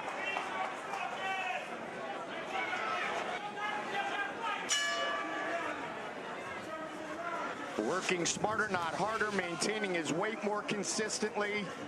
Looking to make it 3 in a row since the long layoff is the man in white and red, Trevor McCumby. Yeah, I thought that was interesting how McCumby at 31 has actually moved down in weight. He used to campaign at 175 for the majority of his career. Has a long layoff and then comes back at as a 168-pounder. Worked his weight down. Yep. Took the time to do it right, he told us. And he has certainly been the aggressor here tonight in our co-main event.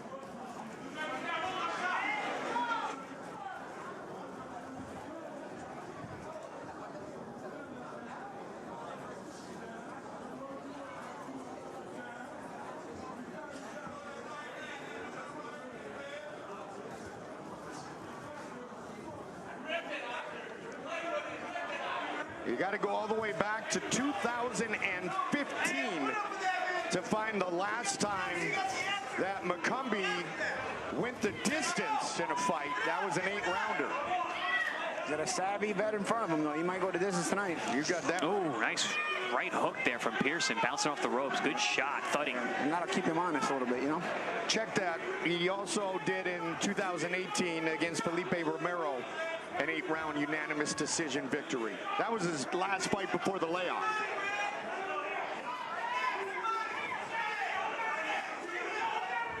Round number 8, scheduled for 10.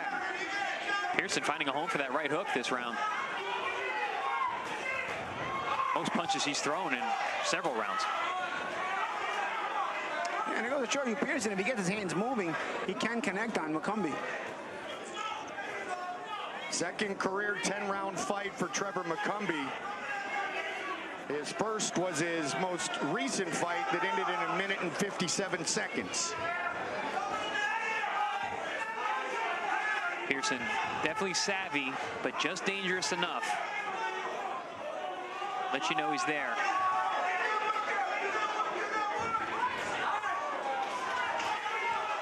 He's responding this round. McCumby trying to be intense, but Pearson a little bit of an intense combination for himself there, too. I mean, Pearson's actually landed the cleaner punches this round. A good right hand there from McCumby. But McCumby is just overwhelming. And Chris, that, you know, still got some dog in him, still savvy veteran. Kind of a nice tee-up for Angelo Leo, who fights in our main event, who finished Nicholas Polanco in round number 9. Yeah, that was an excellent action-packed fight. Looking for more of the same still to come here on a Wednesday night. Looks to me like Pearson might have been playing possum a little bit these last couple of rounds. He's starting to come on strong here late. You know what? We're in the last rounds. Might as well give it a shot.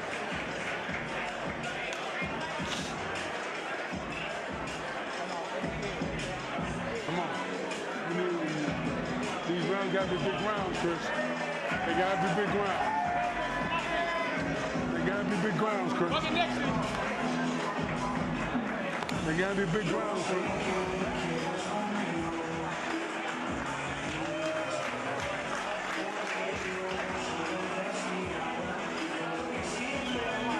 Put that body, clear that line, step over.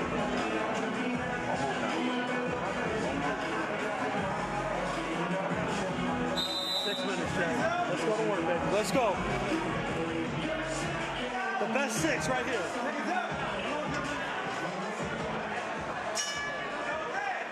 Round number 9.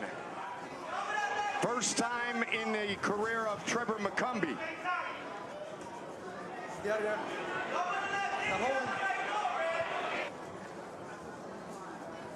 Pearson coming off a 10-round split draw in that fight that he took on short notice against Derek Webster. Oh, big shot there. Yeah, Pearson getting caught up with his head up in the air. Caught a couple of shots. Those are some of the cleanest shots he got hit with tonight. But he comes right back. Snap the uppercut. You know, that right hook was the shot that momentarily took the legs of McCumby several rounds ago. And Pearson's letting that thing fly these last 2 rounds.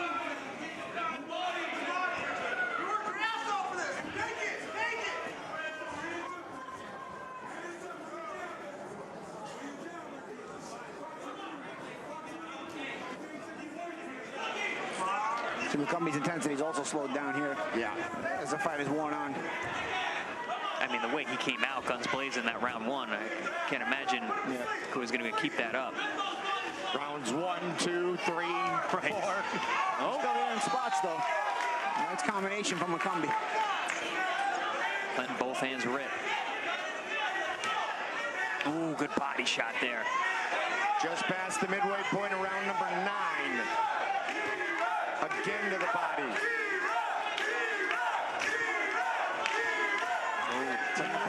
Tenacious here. Oh, good left hook. Yeah, I'll tell you what, good salvo here. Yeah, this has been the most sustained effort that we've seen, especially punches that are actually getting through the guard and having an effect on Pearson. We talked about how Angelo Leo finished his last fight in the 9th, scheduled for 10. Pearson trying to come back. Still firing back though, Paulie. Yeah, maybe he's looking to see if McCumby punch himself out with that salvo. Maybe he's trying to come back himself. Another good shot to the body. Pearson never builds on it, though. What you've noticed from this fight from Pearson is he hits you just enough for you to leave him alone. Deep breaths from Pearson, though. Oh.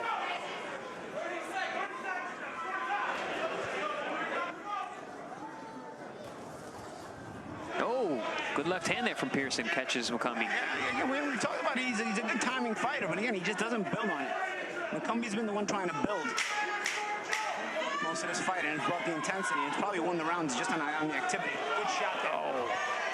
Good return from Pearson. Good shot from McCumby. Good shots here. Good exchange at the end of the round, guys.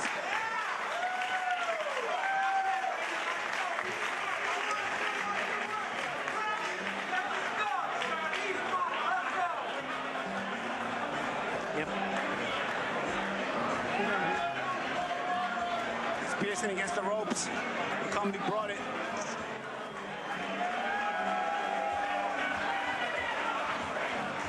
A little hook to the body there from McCumby, but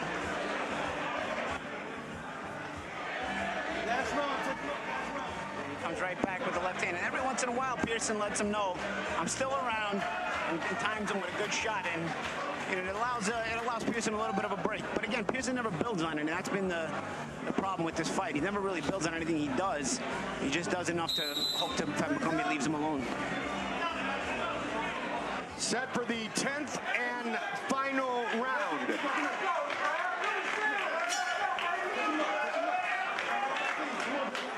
Both men bloodied but not beaten, and now all three of us are bloodied. Also been bloodied up. I think you got the worst of it, Chris. Yeah, I got a nice glob on my forehead and my glasses. That's just my tie and my shirt. Pearson firing away early here in the 10th.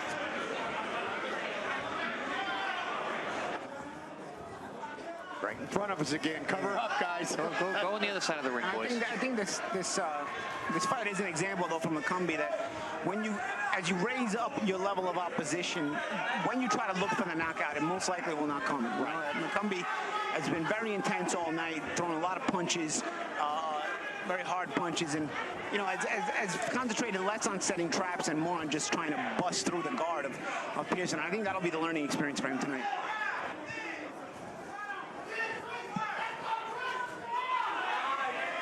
And when Pearson has been stopped, one of the opponents was 19-0, the other was 16-1. So high level as well. Heavy fire once again from tenacious Trevor McCumby. And don't get me wrong, the intensity has broken Pearson here because there are spots where Pearson looks like more than other times in the fight that he might go. Pearson at this point is basically going from corner to corner, rope to rope.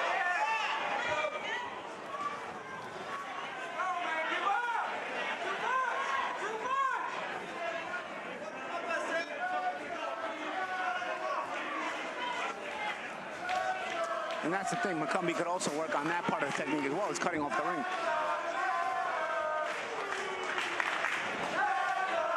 Pushes his opponent back in the corner, fires away again. Final minute of the fight.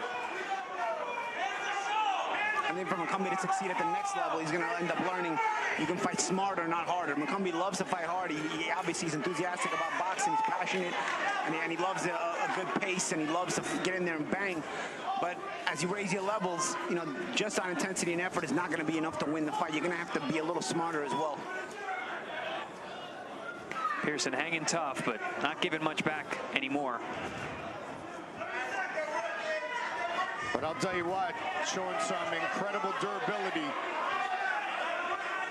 with the heavy fire that McCumby has been consistently throwing at him. Good right hook there from Pearson. And a good shot. Final 10 seconds.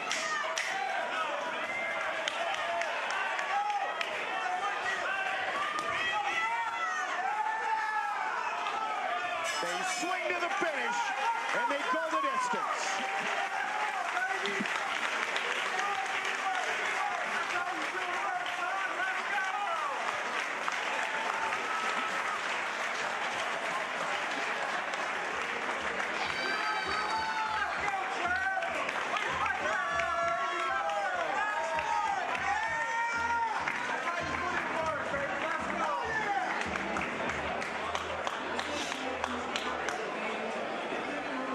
Full speed from the start. Yeah, we're going to see a lot of one-way action early on from McCumby.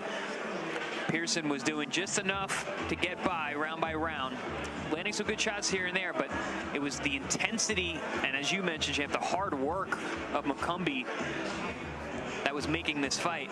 There we saw Pearson actually land a good right hook that wobbled McCumby in that fourth round. But as the rounds wore on, more and more, it was McCumby's pressure, pace, physicality that I felt was winning the rounds. Yeah, we'll see what the judges think. It was the not being able to match the intensity for Pearson that was a difference. I don't know that Pearson was outskilled more than he was out-efforted and outworked. Yeah.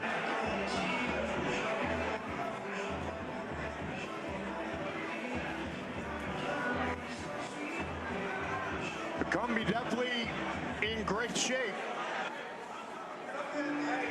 Yeah, no, great effort throughout from beginning of the fight, from opening round to the 10th. Good output, good effort in a new weight class, so that's impressive.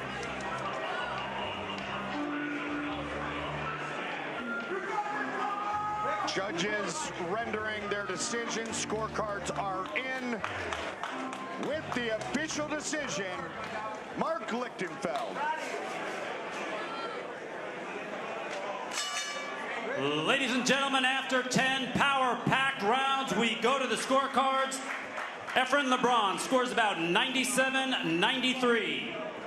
Alvaro Rodriguez sees it 99-91.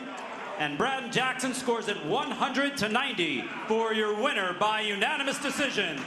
And still undefeated, tenacious Trevor McCumby.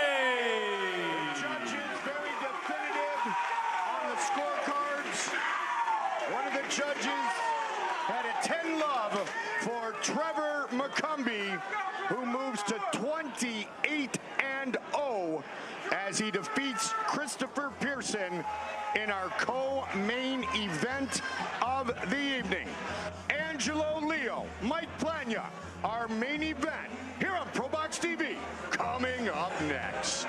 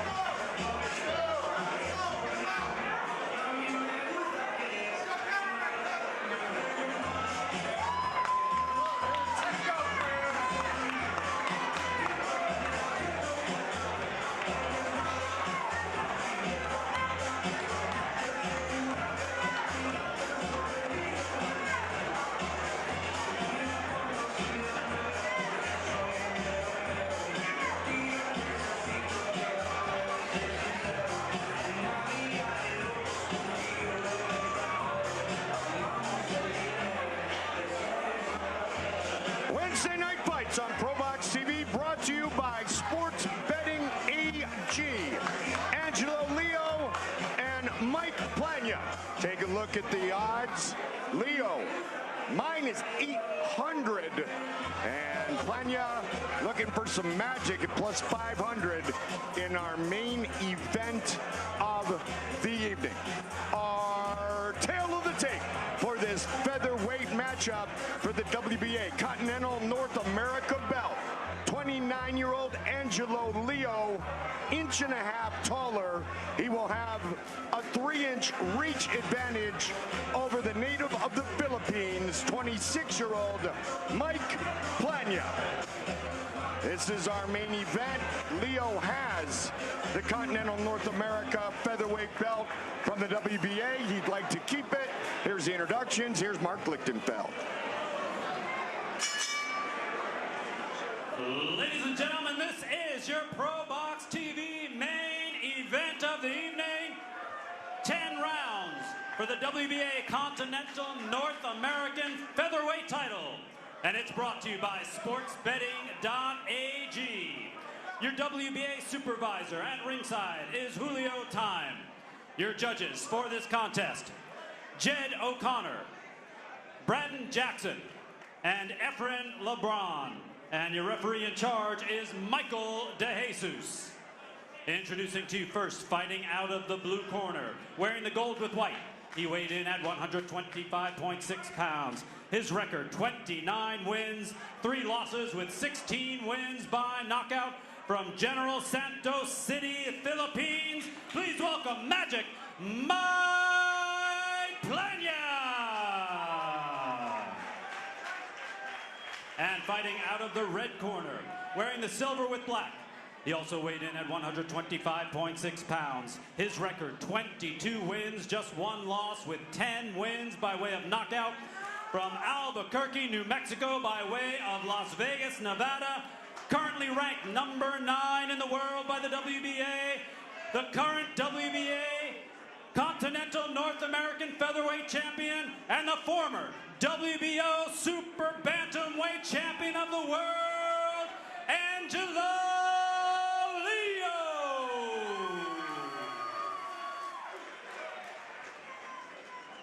Guys, the rules were told to you in the locker room and in the corner. Yeah, No request. Just go, if you want to, if not, go back to your corner. He runs. Set for our main event of the evening. Angelo Leo, 22-1. Mike Plania, 29-3. Here we go. It's time to fight. Leo, who holds the WBA Continental North America Featherweight belt, is in the silver and black. Gold and white for Magic Mike Plania, fighting out of the Philippines. Yeah, good matchup. We've been anticipating this one and looking forward to this one for a while since we got this one on the schedule. Plania did his training camp for the most part at home in the Philippines, spent the last 2 weeks in Miami, acclimating to the time change, getting set for our main event of the evening. Angelo Leo, trained by his father Mykell. Magic Mike, very explosive. Watch out for that left hook. He throws a very good leaping left hook with great timing and precision. And tonight, his first official fight at 126. Previously fought at 118, 122. Took a short notice fight where he was 131, but he told me in the fighter interviews, officially this is his first battle at 126 pounds. It's our main event of the evening.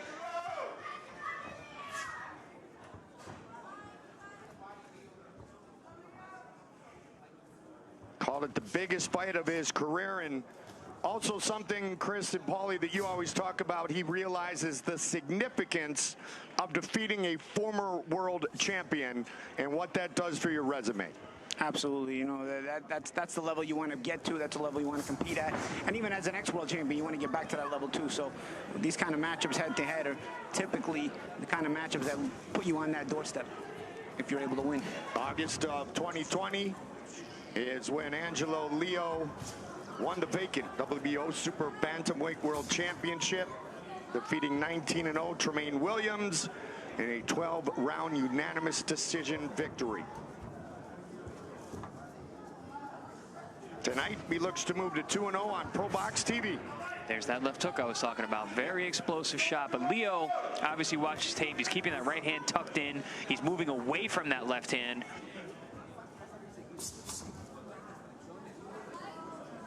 Very cautious opening round from him. There it is.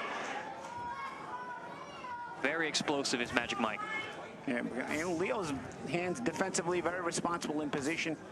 It's good for defense as well as to be able to counter and come back and attack.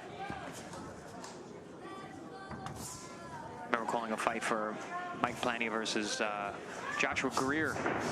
Greer was a big favorite in that fight. Got dropped 3 or 4 times by that left hook. Plania was phenomenal that night. At the bubble with the MGM Grand. Yep.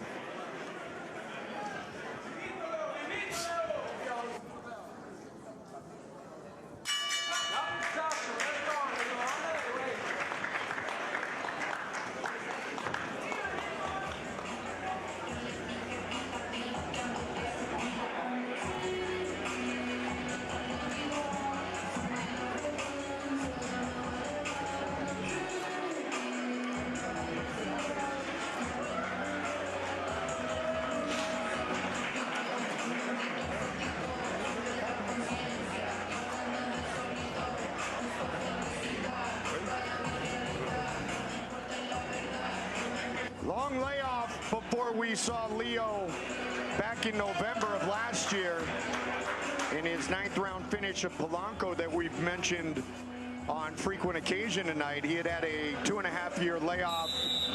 Said those 2 years were not a waste.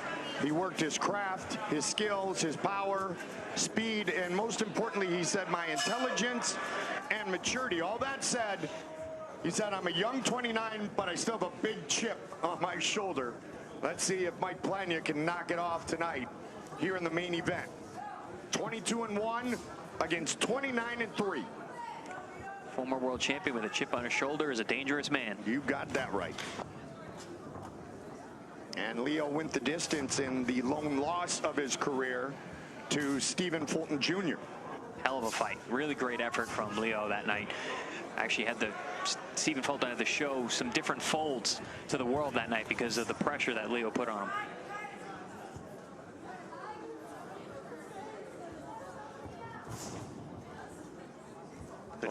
Looking for some magic of his own here tonight. And what he told me he would consider the biggest win of his career that started back in 2014. Beautiful use of the feint there from Leo, trying to get that explosiveness out of Plania. That was excellent. And trying to disrupt the timing of it because Plania's looking to time a big shot. And Leo looking to use those feints and the deceptive movement to try to disrupt it, and then maybe he can start his own offense. Right now, Plania has his guard up high, very defensively responsible, and not throwing a lot of unsafe punches. You see, he's trying to be very tactical right now, trying to break through and disrupt Plania and get to him. Plania, 26 years old, so he was about 16, 17 years old when he made his professional debut back in 2014. Wednesday Night Fights brought to you by sportsbetting.ag. Here on your boxing channel. We're here 24/7, 365. Check us out, ProBoxTV.com and or our ProBox TV YouTube channel. Great content every single day. And our Wednesday Night Fights delivering once again. Leo fighting very smart, very defensively capable. Hasn't quite found an opening for his offense just yet.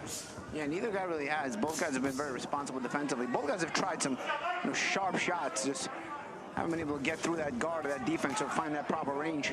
Good body shots there by Leo here. Beautiful. We already saw one Filipino go down from body shots tonight. Yep. Oh, good shots there from Leo. Really short, tight punches on the inside. Yeah, just as Plania was looking for that right hand uppercut, Leo was able to use that left hook to his advantage. Good feints again from Leo. Smart of Leo to keep those punches short because Plania does have a tendency to throw wide looping shots from the outside. See that work? See that work? There it is. All right, there you go. Hey, it's there all night. Let's go.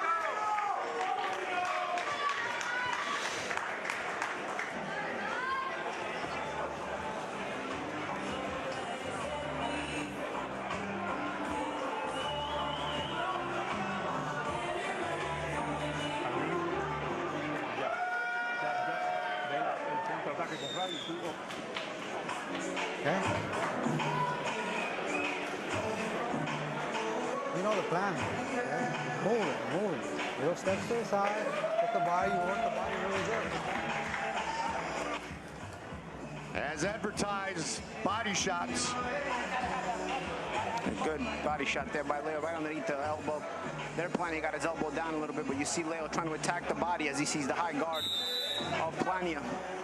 And here are those short, tight punches from the inside of Leo. I thought they landed better in person, that replay. I tell you what, you see the shift over to the right for Leo in order to set up that little short over the top right hand. So that makes me think of Bernard Hopkins, Tito Trinidad. He stepped into the power hand to land his own right. Yep, take it away. Very clever stuff from Leo so far. Leo, reflecting on the fight against Nicholas Polanco, said, yeah, it was exciting. It was a barn burner. He said he felt in control because he was breaking him down to the body. And let's see if that's the plan again, as we just saw Leo look to land some early body shots against Mike Plania. Both both these guys being very cautious. A lot on the line for a former world champion and a man who would like to reach that level. Yeah, this is certainly chess, not checkers here in the main event.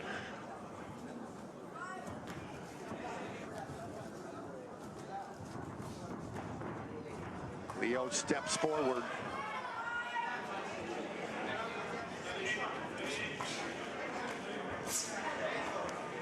Again, both guys, you see, well-balanced, technically sound, defensively responsible on the inside. Even at close range, not a lot is available, so they're going to have to open each other up and find creative ways to get through here. As the attempted uppercut by Plania just misses. Leo trying to set up some more body shots. There's the right. And right now, it's a lot of your turn, my turn on the inside. That's why no one's getting through. Nobody's trying to punch in between, and that's going to be the key here because both guys are so in tight. It's the guy who's going to figure out how to punch in between is going to start getting those clean shots through. Well, it's taking that risk to punch in between because that's when you get hit with shots you don't see. It's also when you can land the shots the other guy doesn't see. Well, that's the risk. Jab there, the risk versus reward. Good body work from Leo. Ooh, good uppercut there from Plania. But again, they're taking turns. You can see, right now Leo goes and Plania's full defensive.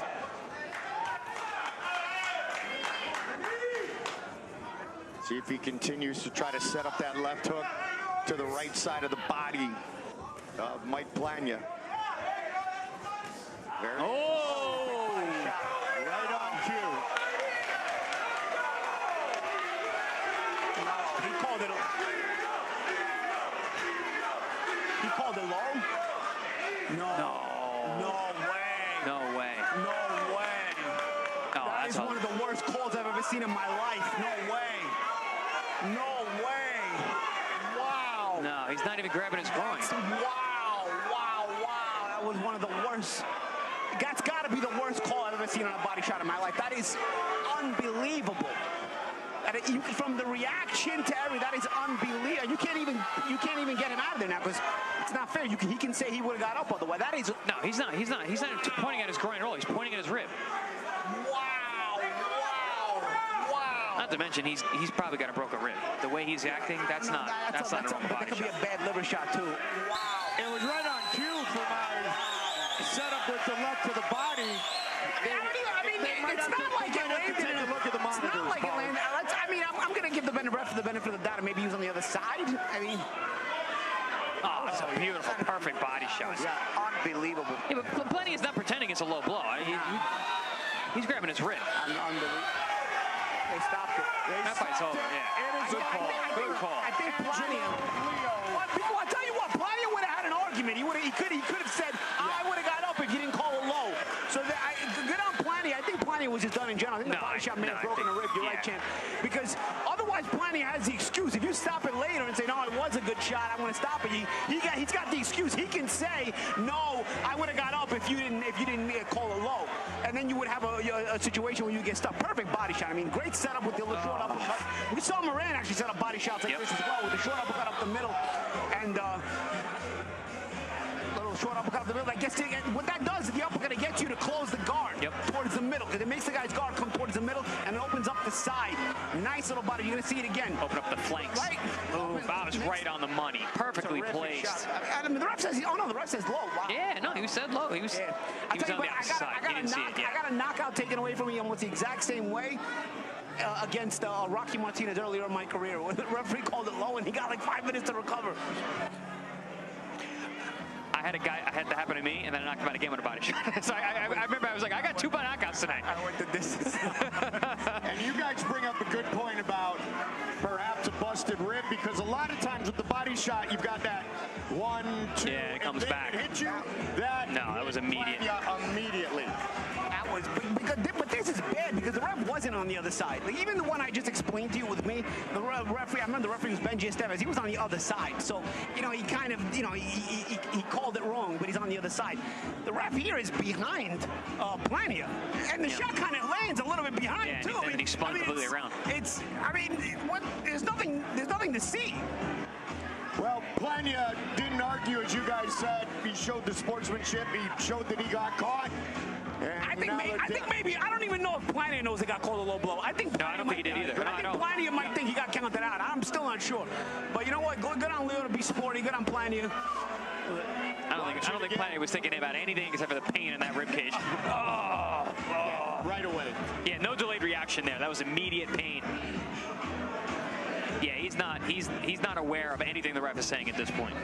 And he's grabbing his rib, which...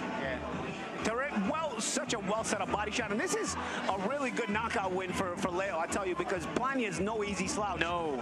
Especially to beat him like this, that is a really, really impressive win for Angelo Leo. He's been here twice, and he's been impressive both times he's been here.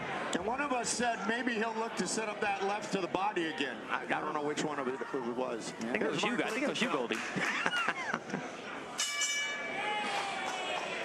Ladies and gentlemen, this contest comes to a halt at 2 minutes 27 seconds of the third round. The blow that ended the bout was ruled a legal body shot. Your winner by knockout and still WBA Continental North America Featherweight Champion, Angelo Leo. Congratulations to Angelo Leo.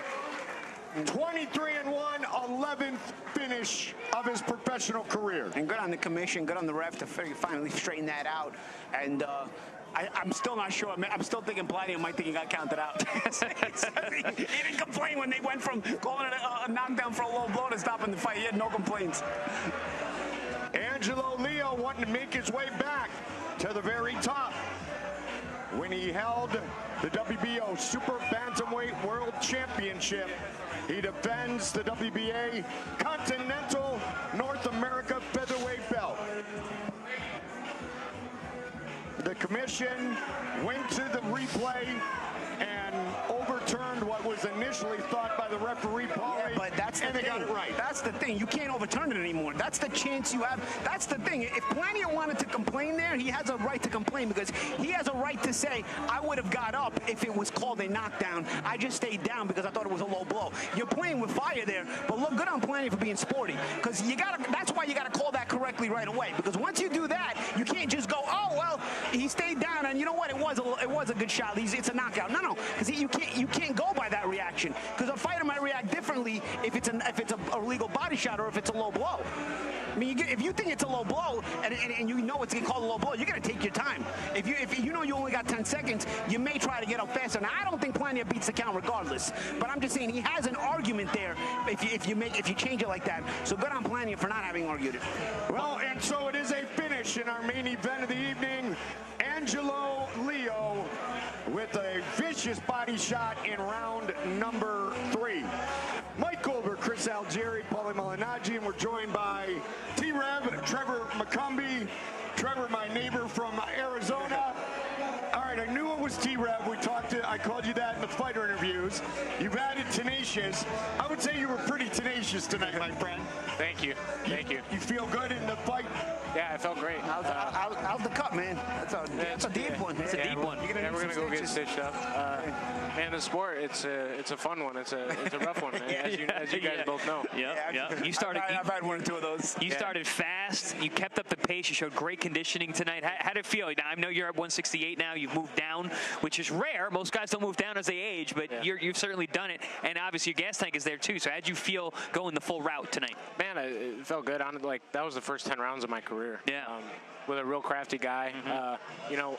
It's always a learning experience. I had a long layoff, and I had 2 fights last year, which were okay. It's par for the course, Trevor. Especially a guy like this who you said is crafty and giving you the kind of looks that not really opening up as much, and so it's up to you to kind of open them up. So you get the rounds, you got to think your way through them, you got to get the work. I think it's a fight that is par for the course for your comeback after the layoff. Yeah, no, I appreciate that. Yeah, it's, you know, I'm really happy to get in there with a crafty southpaw. I only fought one other southpaw in my career, so that was really something I needed. And you know, I thank ProBox for bringing me on, and I'm gonna keep fighting my heart out, and I'm gonna keep learning. Yeah, Trevor, you finished so many opponents, and you came out with that mentality, but it didn't seem like you got frustrated that you couldn't get him out of there. And I think that's just a small example of the big picture of how you've truly changed your life on all different levels, my friend. Yeah, I really have. And just to touch on, you know, moving down in weight, I didn't really live a disciplined lifestyle. And in boxing, if you want to be on the top level, you need to, you know, carry yourself. Commit to it. With discipline, consistency. You stay in the gym, and you're not BSing off. Yep. And you know, let's speak a little bit to Chris Pearson. I mean, honestly, that's the best guy you fought so far. You know, it's a crafty veteran, a guy who's been around, who's been at that upper echelon, and now you've got him on your roster. What's next? Man, we're gonna keep stepping up, and you know, giving the fans great fights. I'm pretty sure you had a couple B's in there. Benavides, Berlanga. Well, I tell you what, some names. the thing with that cut is it's going to cost you some time off now. Yeah. You don't want to come back too soon from a cut like that. That's one thing you're going to have to be careful with. Yeah. Is coming back from that cut. You're going to have to make sure it heals up the right way. Yeah, little bummed out that I got that head clash, but it is what it is, man. Lefty versus righty, you know, it happens. Part of the game. Yeah. It happens. I mean, when it was a rough fight, but I'll send you my laundry bills. I got some of your blood on my collar here. We got everybody. Hey, did you guys enjoy the fight? Oh yeah, it was a great fight. Yeah, Awesome. yeah, Right, it cool. was a good call. It was fun. Yeah, enjoyed the fight, enjoyed visiting with you the other day, and just the way that you've turned your life around, Trevor. That's an example that you can give to not only your children, but young people all around the world. Yep. So God bless and keep it going, my friend. Thank you, man. Amen. Good work, brother. All right. Welcome back. Thank you, guys. T-Rev, very Appreciate it. tenacious tonight. Gets the win, goes 10 rounds for the first time in his professional career. We are here not 2 Wednesdays from now. We're here on a Friday, right, Paulie? 2 weeks and 2 days. Yes, thank you. Give you 2 weeks and 2 days. Valentine's on 14th is for you guys, the fans. The 16th is for us with you guys. Wear your date on the 16th for violence. On the 14th, take out your vibes. Romance and then rumbles on Friday, February 16th. Another successful edition of Wednesday Night Fights as the 2 unbeaten fighters on the card tonight remained unbeaten in their professional careers. Mykell Gamble moves to 7-0 as he pitches a shutout against Damian Alcala to get things started in a 6-rounder. So a good night for the young kid, G-Baby, from Cincinnati, Ohio.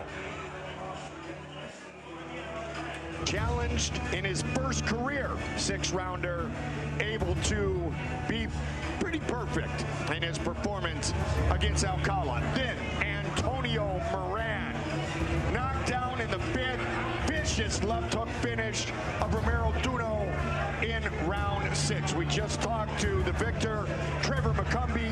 He moves to 28-0, and Angelo Leo to the body in the 3rd, the winner of our main event. For the Magic Man, Paulie Malignaggi, Chris Algieri, Mike Goldberg saying so long until next time. We see you right back here on ProBox TV.